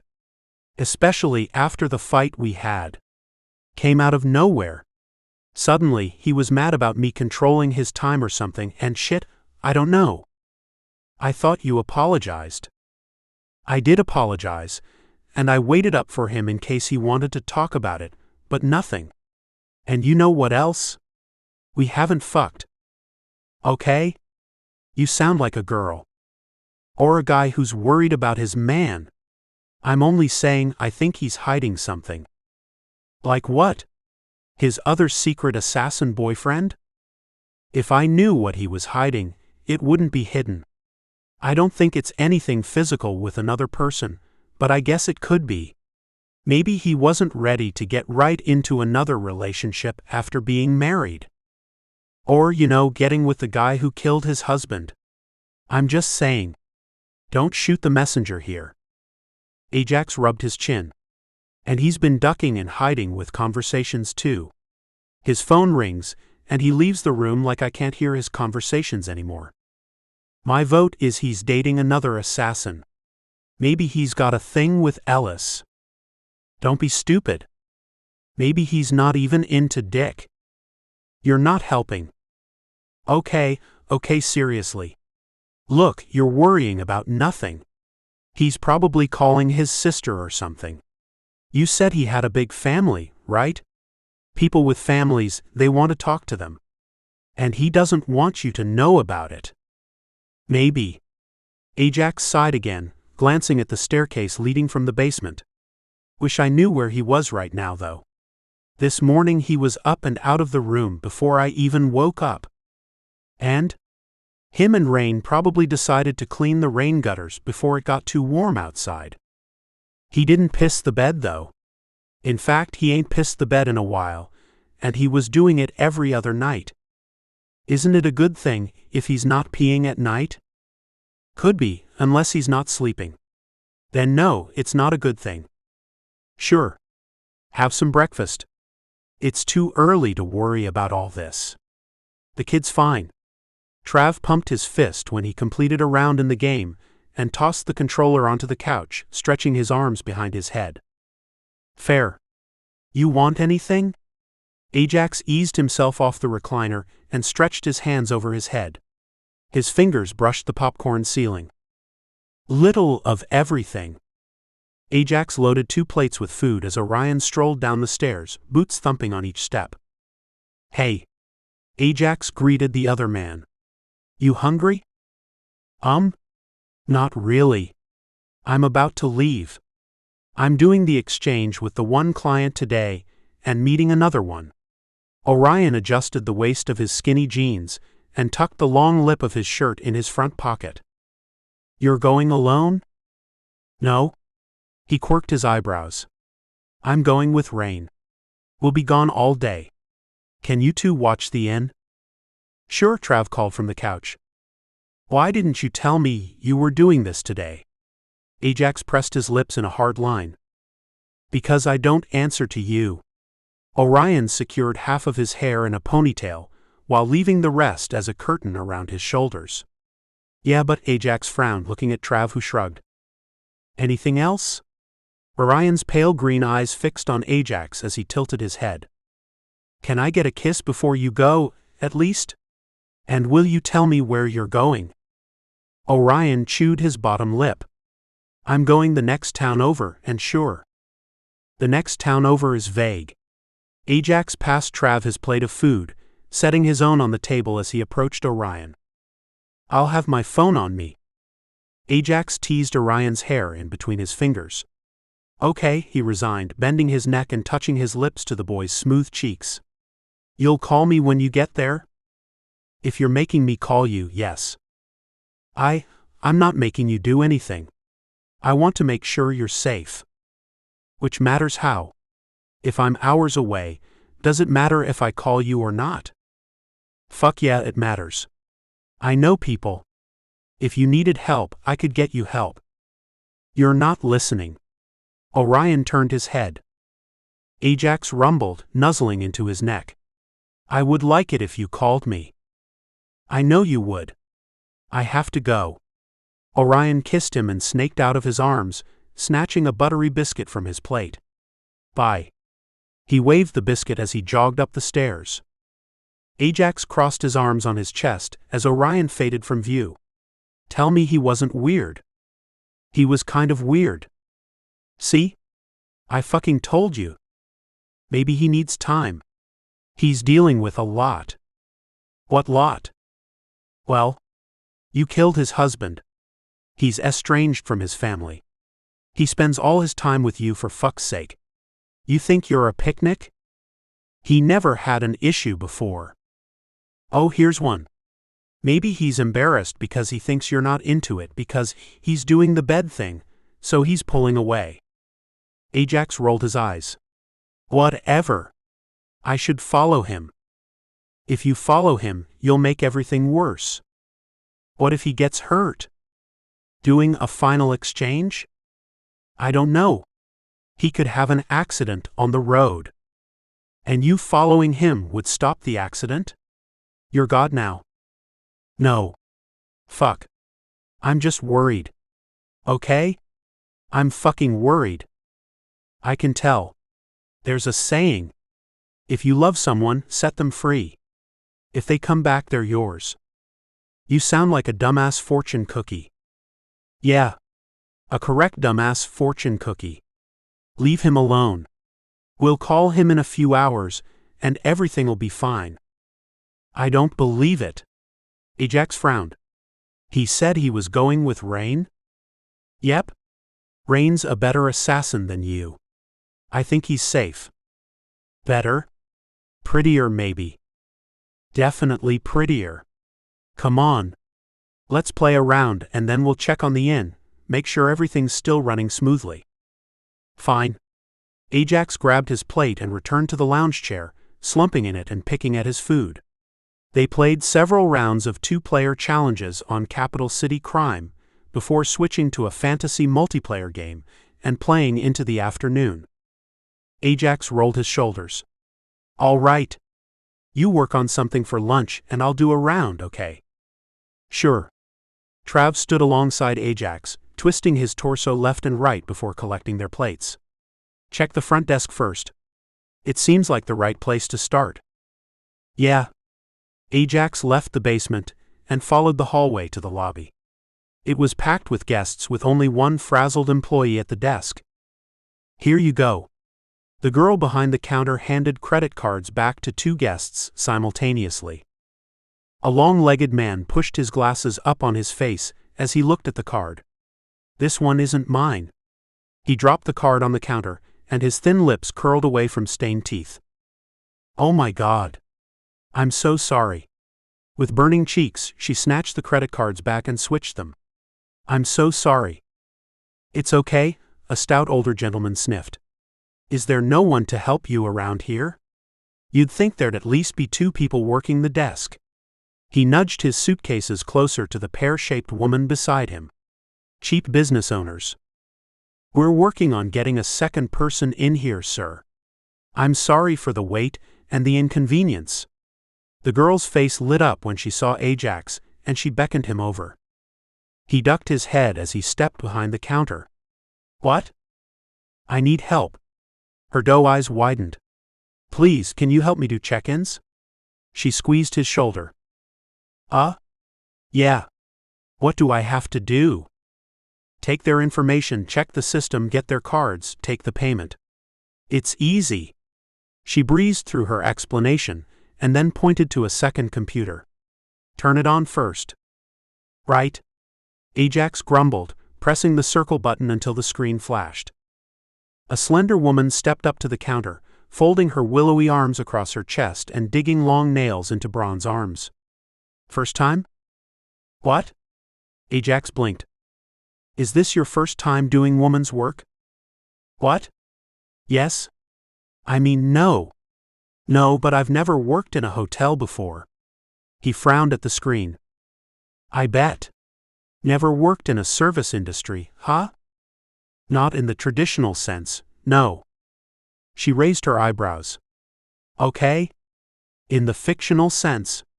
Were you an escort? She glanced him over. You could be an escort. No. I've never been an escort.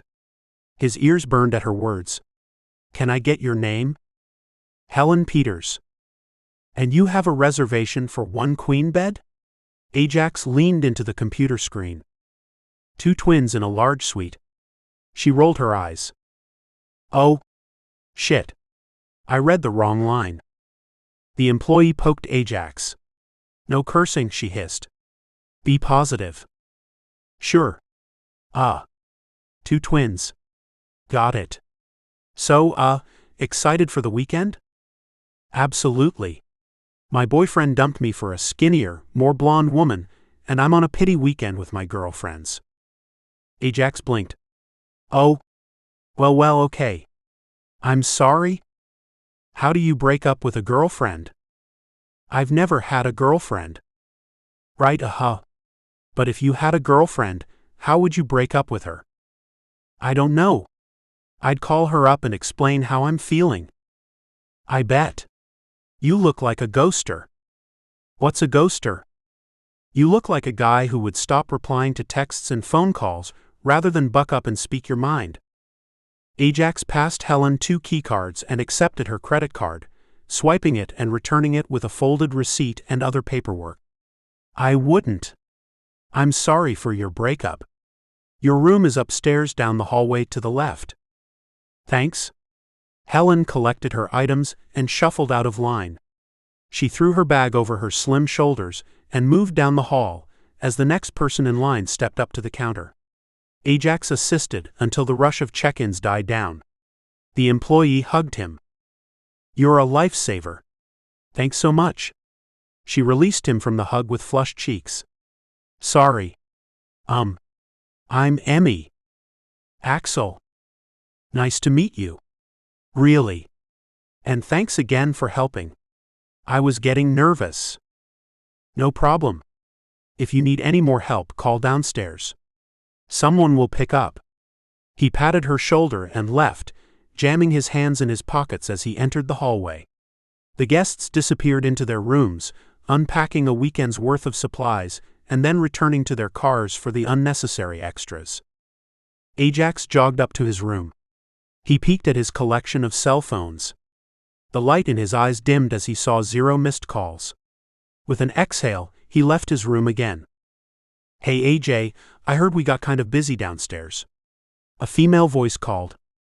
Yeah, we did, but I went down and helped. Where? Ajax paused as he flicked his eyes up to Rain. What are you doing here? What do you mean? I'm watching the inn. What are you doing here? You're supposed to be with Orion, in town or whatever. He said he was going with you. Nope. Rain wrinkled her nose and sidestepped past Ajax. He told me he was going with you to do the last drop-off and meet a new client. Ajax rumbled, clenching his jaws. So he's out there by himself? I guess so. Rain shrugged. You're not worried about this? Not really. He's grown. He can do what he wants. He's barely 21 years old. He's 22 now. The fuck? When did he become 22? A few days ago while you were laid up. He didn't tell me his birthday. Ajax scowled. You were wounded. He was worried about you. Plus birthdays aren't a big deal. I could have gotten him something. Sure. Anyway, he's grown. He can travel alone if he wants to. I mean, it's a stupid idea, but he can still do whatever he wants. I'm going to call him. And keep him on the phone so Trav can track his location, right? Yeah. No wonder he ran off without telling you. Tracking his location by cell phone falls under stalking, just so you know. Stalking. He could have told me where he was going. But he didn't. So I know this may sound insane, but maybe he doesn't want you to know where he is. Which is even worse. Chris did this shit all the time. Sneaking off without letting anyone know the truth. Lying about it too. Chris and Orion aren't the same. I know they're not. Chris had the tendency to be an asshole. Orion's a sweetheart. He probably lied so you wouldn't get worried. I would have gone with him. Exactly. You're still healing. You need to be taking it easy, not running the streets. I'm fine. I'm calling him. Ajax reached into his back pocket, pulling out a red flip phone. He keyed in Orion's number and held the phone to his ear. Overprotective. Rain rolled her eyes. The phone rang as Ajax scrambled down the basement stairs. Orion answered on the fourth ring. Jay, the boy murmured. Hey. So, how's your trip going? Ajax hissed. It's fine. How's Rain? She's fine. Can you put her on the phone a second? I need to ask her a question. She's busy, Jay. What question? Oh, nothing serious. I wanted to ask her why she's standing next to me when she's supposed to be with you. Orion fell silent. Speak? I'm sorry. You should be. You lied to me. Yes. Why? For the usual reasons people lie, Jay. Give me another answer, he growled into the phone receiver. Okay. I lied because I didn't want you to worry. Well, too bad because I'm really fucking worried. Where are you? Why did you go alone? You're 22? Oh my God. Yes, I'm 22. Jay, I'm busy. I can't answer all this right now. Ajax sat down next to Trav on the couch, motioning to the man's laptop. He covered the receiver. Track this, he whispered to the brawny redhead before he uncovered the receiver. You didn't tell me it was your birthday. What are you doing? Trav opened his laptop, setting it in his lap as his fingers pecked the keys. No, I didn't tell you my birthday because you were healing, and I didn't want to discuss it. I did the drop-off and got the money transfer for our last client. I'm meeting another client in a few hours. Meeting? You're physically meeting a client, Orion? Yes. Well, sort of. It's complicated. Don't take complicated jobs. I thought I told you this. You're getting worried for no reason, and I'm not going to talk to you while you're angry. Really? You made me angry, and now it's a problem? I didn't make you angry. You're choosing to be angry. Am I an adult? Yeah. Did you purchase a car for me? Yeah. Did you leave me in the woods for 3 weeks and let me find my own way back? Yeah, but... No buts? I'm capable of this, Jay. If you keep me plastered to your side, you're no better than my husband or my father.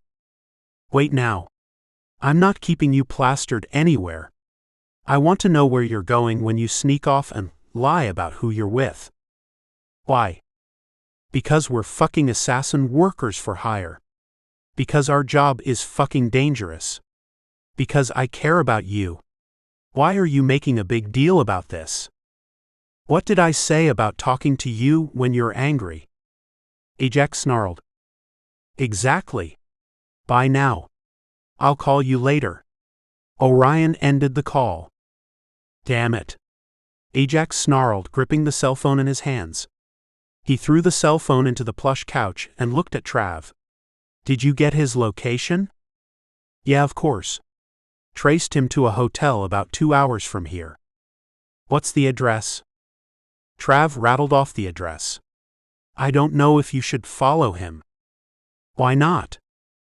You're being a bit much. He didn't tell you where he was, so he doesn't want you to know. He's not a job. We're going. Pack your shit, get rain. If we all leave, who's going to watch the inn? There's an inn manager. We'll leave a number to call for major emergencies, and we'll be back in 6 hours. We're going to go get the kid, throw him in the car, and turn around. Dude? He's not Chris. I know you think you should have done a better job taking care of him or whatever, but he's not Chris. He's not going to do something stupid and die. He might, he's still a kid. He's Chris' age when he died. Chris was doing something stupid. Orion's not stupid. Fine. But we're still going. We can turn back if he calls and tells me everything went well. Can we at least eat something first? Pack it to go, I'll get Rain. Ajax snatched his phone from between the couch cushions. He met Rain at her bedroom across the hall from the one occupied by Orion and him, knocking 3 times before she answered the door. What? We're going after Rye. You're crazy, but okay, she sighed. Let me pack. Orion buried organized stacks of $100 bills in the bottom of his backpack under layers of tightly folded clothes, weapons, and fresh reading material he purchased at the bookstore between the jobs. He collected everything he wanted from the little hotel room and dumped it on top of his belongings in the backpack, stealing the complimentary soap and toothpaste. A flat white hotel towel completed his packing, and he zipped the bag closed. He sat on the edge of the bed, the backpack nestled into his leg as he stared at his phone, demanding it ring. He sat on the bed for 30 minutes and then stood to his feet, pacing the length of the room with his phone clutched in his slender fingers. After another 30 minutes, the cell phone buzzed, vibrating in his palm, and he put it to his ear. Hello? You ready, kid? Why, yes. Everything is as planned. Orion's heart jumped into his throat. It better be. It is. Orion nibbled his bottom lip. Where are we meeting you? The warehouse at the corner of Martin Luther King and West Claiborne. Okay. We'll be there in 30 minutes. Be on time. Yes. Orion ended the call, hands shaking as he put the phone in his pocket. His heart burned for Ajax, and every solid fiber in his being throbbed. Sweat moistened his underarms and the back of his neck. You can do this, he whispered, rubbing his hands down his face. He gathered his items and repacked his silver hatchback. He inserted the key and the lights flashed on. The evening darkness triggered the headlights. His phone provided directions, and he followed them from the spacious suburban homes to the north of the city, down to the high-rise apartment complexes and office buildings of the inner city. Despite the area being illuminated with flickering streetlights, Orion was uncomfortable. When he rolled to a stop at a stoplight, he gripped the wheel as an old homeless man rocked past his vehicle, holding a jagged piece of cardboard. According to his blocky handwriting, he was a veteran with diabetes and no living relatives. Orion gripped the steering wheel, avoiding eye contact with the old man and staring at the taunting stoplight in front of him. The car behind Orion handed the old man a bottle of water and a folded paper bag. If he comes back up this way, I'll give him something, he promised, digging in his backpack. He clutched crisp $20 bills in his hands as he continued watching the homeless man out his car mirrors. 6 cars down, the man turned and trudged back to the intersection. Orion rolled his car window down in anticipation.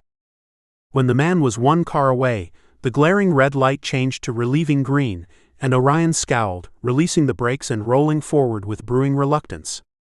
The homeless man occupied his thoughts as he drove to the warehouse and parked on the street. His mind drummed up questions he never considered before. Had the man eaten today? Did the man have a family? If so, did they miss him or even know he was on the street? Did they care?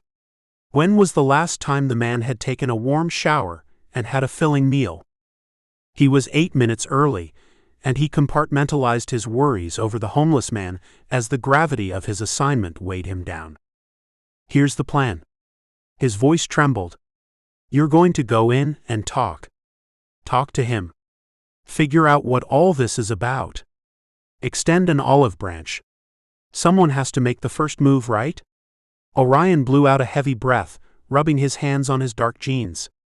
He peered at the looming building and stepped out of his car, locking it and stashing the keys in his pocket. He took another deep breath.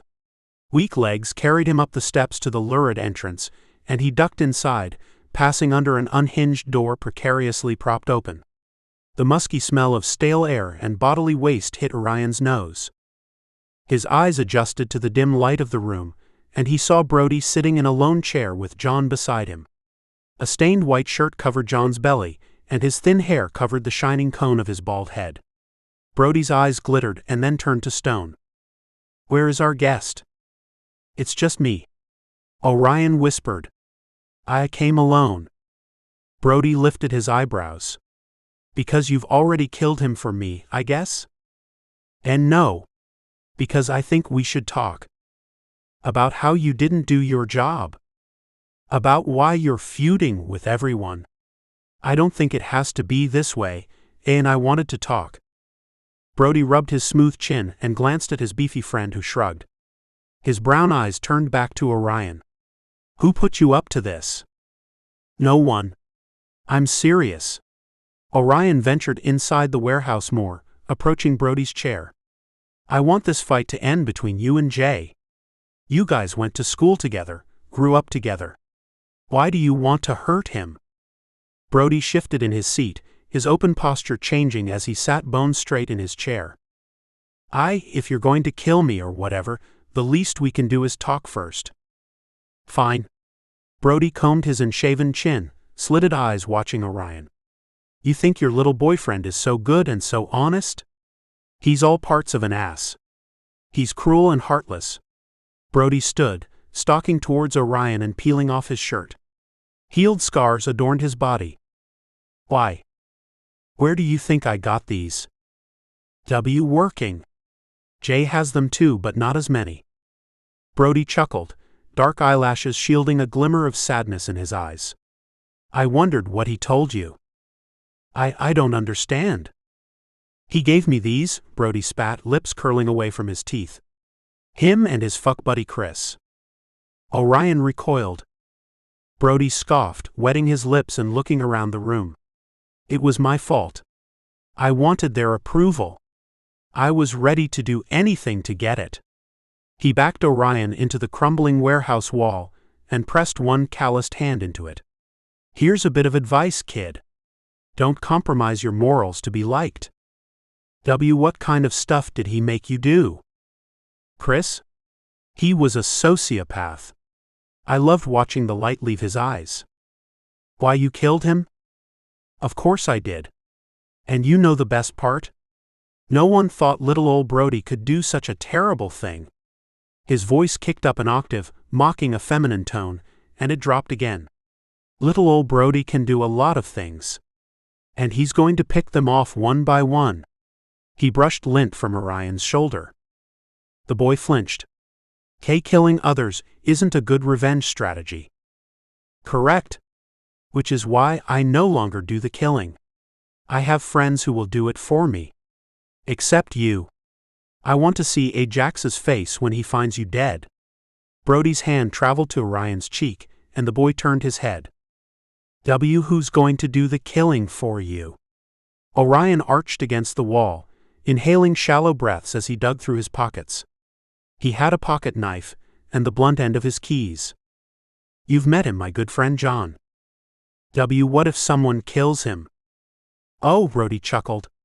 I have an army of assassins trained to work. Like how you were trained? Another laugh.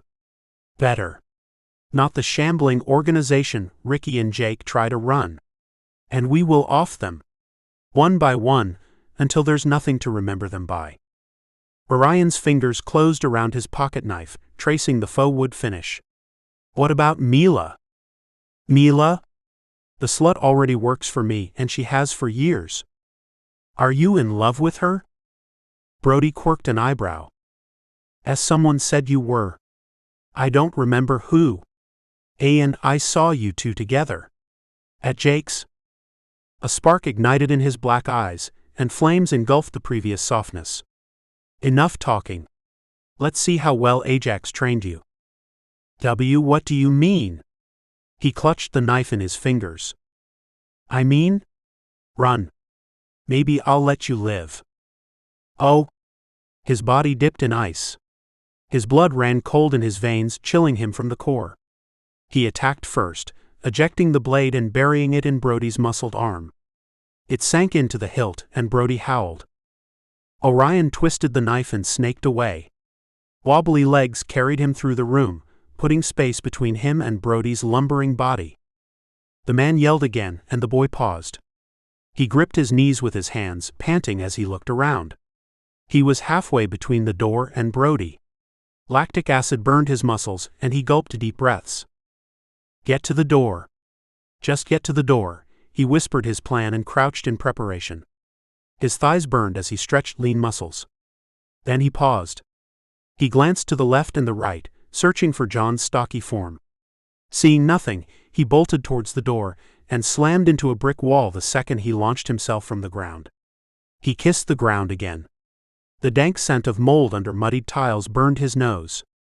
Orion groaned, squirming as John yanked him to his feet by a bruising grip to his shoulders.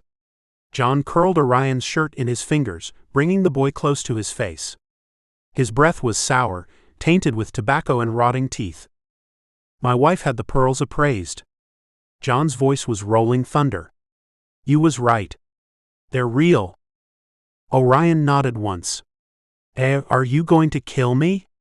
He searched John's hazel eyes. You got another weapon? His grip tightened in the boy's shirt. Hey, keys? Stab me and we're even. Orion fumbled in his pocket. He dug the blunt edge into John's side. I'm sorry, he whispered as he dragged Key downward. The key tore open his skin, leaving chewed bits of flesh in its wake. John growled, hissing as oozing blood trickled down his plush torso. The boy twisted out of John's grip and ran past him, lessening the distance to the door again, before Brody tackled him. He hit the hard ground on his side and tucked his chin to his chest, blocking his face with his arms. Brody punched his side, and wind sailed from his lungs. When his arms moved from his face to his side, Brody's fist swiped his face. Then Brody retreated, standing to his full height over Orion. His body projected a shadow over the boy. Get up, Brody snarled. Steel-toed boots jammed into his side. He lost his breath again. Kill me if you want to. Orion croaked, rolling onto his side, shielding his bruising skin. Tempting. Brody brandished a sleek pistol, pulling it from behind him. It glistened. He pointed it at Orion, directing it to his face.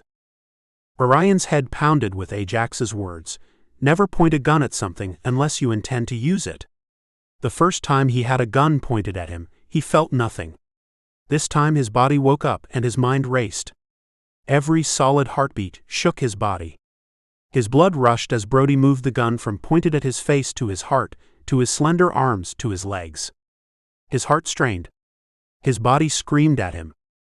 His pupils dilated as he watched Brody, eyes glued to his form. Brody chortled, swinging the gun on his first finger with a sinister smile on his face. Anger eclipsed his fear, and he launched himself at Brody, fighting him to the ground. The gun spiraled out of Brody's hands, and Orion kicked it away as they struggled. Their adrenaline-heavy bodies locked in an impasse, with Orion's thighs around Brody's neck, and Brody's hands gripping Orion's. The boy squeezed his thighs, locking his legs at the ankle as his green eyes scanned the area. The gun glimmered in the corner of his eye. There was no sign of John. His grip on Brody loosened as fatigue seeped into his muscles and as blood-tainted sweat painted their bodies. He wrestled one arm away, jabbing Brody's side and clawing his shirt. Orion twisted them in the direction of the gun, inching them closer to it as they fought. Brody punched his side, layering a new bruise on top of an old one and shooting searing pain through Orion's body. Orion inhaled a harsh breath, shut his eyes tight, and catapulted himself from Brody to the gun. His palm landed on its cold body. He curled his fingers around the handle and scrambled to his feet. The boy remembered his shooting stances. His legs spread apart, his shoulders squared, and he pointed the gun at Brody. He gripped the handle with both hands and locked his arms. "Let's talk. Please." Orion's voice broke over his words. His features crumbled as the burning in his thighs and the throbbing pain in his side haunted him. "Shoot me. If you don't, I will always come after you and your family." "No. Please, another option." His eyes brimmed with tears, and his cheeks scorched with the heat of an expectant volcano. "Ajax would do it." "I'm not Ajax. I'm my own person. I'm going to lower this so we can talk more." "You don't have the guts to do it." Brody scoffed, head shaking as the boy turned the weapon from him. "You want me to kill you? It's kill or be killed, isn't it? You think you're going to call me off with your hippie flower shit? You think a few nice words will erase a lifetime of abuse? No, but I think it's a start. You're a fool. Why do you?" Brody flew at Orion, swiping his feet from under him. Actions blurred as the boy hit the ground again. Brody reared over him. His grip on the gun tightened. He twisted, tucking one leg between Brody's body and his own. The gun fired. Hot sticky blood sprayed him. Brody's body sagged over him. "No." He kicked Brody off of him. Brody's body hit the ground with a lifeless thud, and he lay prostrate on the dingy floor. His twisted ossature pointed glass eyes and a blank stare in the boy's direction, while his neck twisted and his shoulders pointed in the opposite direction. Orion scrambled backwards. He pressed the safety and put the gun on the ground. And no. Tears streamed down his face as his eyes darted around the room. He saw no one. A puddle of dark red blood pooled under Brody, staining Orion's scuffed shoes and soaking into his clothes. He scooted further away and dug his phone out of his pocket. He smeared a trail of blood across the buttons as he tapped the numbers and put it to his ear. "Jay," he screamed into the phone. "Orion. Babe. What is it? Where are you? I need you. I. Brody's dead." He floundered, one trembling hand covering his lips. "What? Why are you with Brody? I can't. Where are you? I need you here. Now. Okay. Where are you?" Orion sobbed the address to the warehouse, bending forward and tucking his slender legs into his chest. He rocked back and forth. "Please. 5 minutes. Okay. What should I do? He's dead, Jay." "Okay, baby? It's okay. Wait there next to him and stay on the phone with me. Did you finish the program Kai wanted?" "What?" "The program for the computer. How's it coming?" It's done. Almost." "Tell me about it. What all did they want on it?" Ajax covered the receiver. "Turn here," he muttered. They wanted a new POS system. Orion's stomach lurched as he stared at Brody's body, watching his skin pale as the first signs of pallor mortis stroked his nose and cheeks. Orion rested his chin on his knees. "What's a POS system, love?" "Point of sale. It's where they do the transaction, when someone checks in. They wanted it easier, so things could move faster and be more organized for returning guests, late check-ins, and stuff." "Ah. I ran the system today. It got backed up at the counter. The system they have now is clunky mostly, and not intuitive." He muffled the receiver again, making his next words indiscernible. "Why yes, Hang on. I see your car. Why, you're here? Yeah. Coming inside. The car beeped as the door opened and closed. Gravel crunched under heavy boots. Orion tore his eyes from Brody to the rickety door. When he saw the shadowy outline of Ajax's figure, he jumped to his feet, stumbling over himself as he bolted to the door. He crashed into Ajax, roping his arms around the other man's neck and plastering their bodies together. He smeared blood over Ajax's clean clothes. Ajax placed a hand at the small of Orion's back. You're safe. He kissed his muddy cheek. I love you, and you're safe. He rubbed up and down Orion's back. I killed him. I didn't mean to. I promise. It just happened. He clutched Ajax's shirt in his fists, pressing wet cheeks into his chest. It's okay. Trav and Rain are here. Trav'll deal with the body. Are you okay? Do you hurt? I'm fine. Really? Tell me what happened. Trav squeezed past them and walked over to Brody's body, touching his pale cheeks. He's dead. Good. Trav glanced back at the pair. I'll start dealing with this. I want to leave, Orion mumbled. All right. We can go sit in the car. Trav will be outside. I don't have my keys. I have a pair. Oh. Right. Jay? I'm sorry. For everything. You don't have to be sorry. Ajax laced his fingers with Orion's, hugging him close. He scooped him up, hooking one arm under his knees and wrapping the other around his back. He carried Orion to the silver hatchback, unlocked the doors, and depositing him into the back seat before crawling in after him. The smaller man curled into Ajax.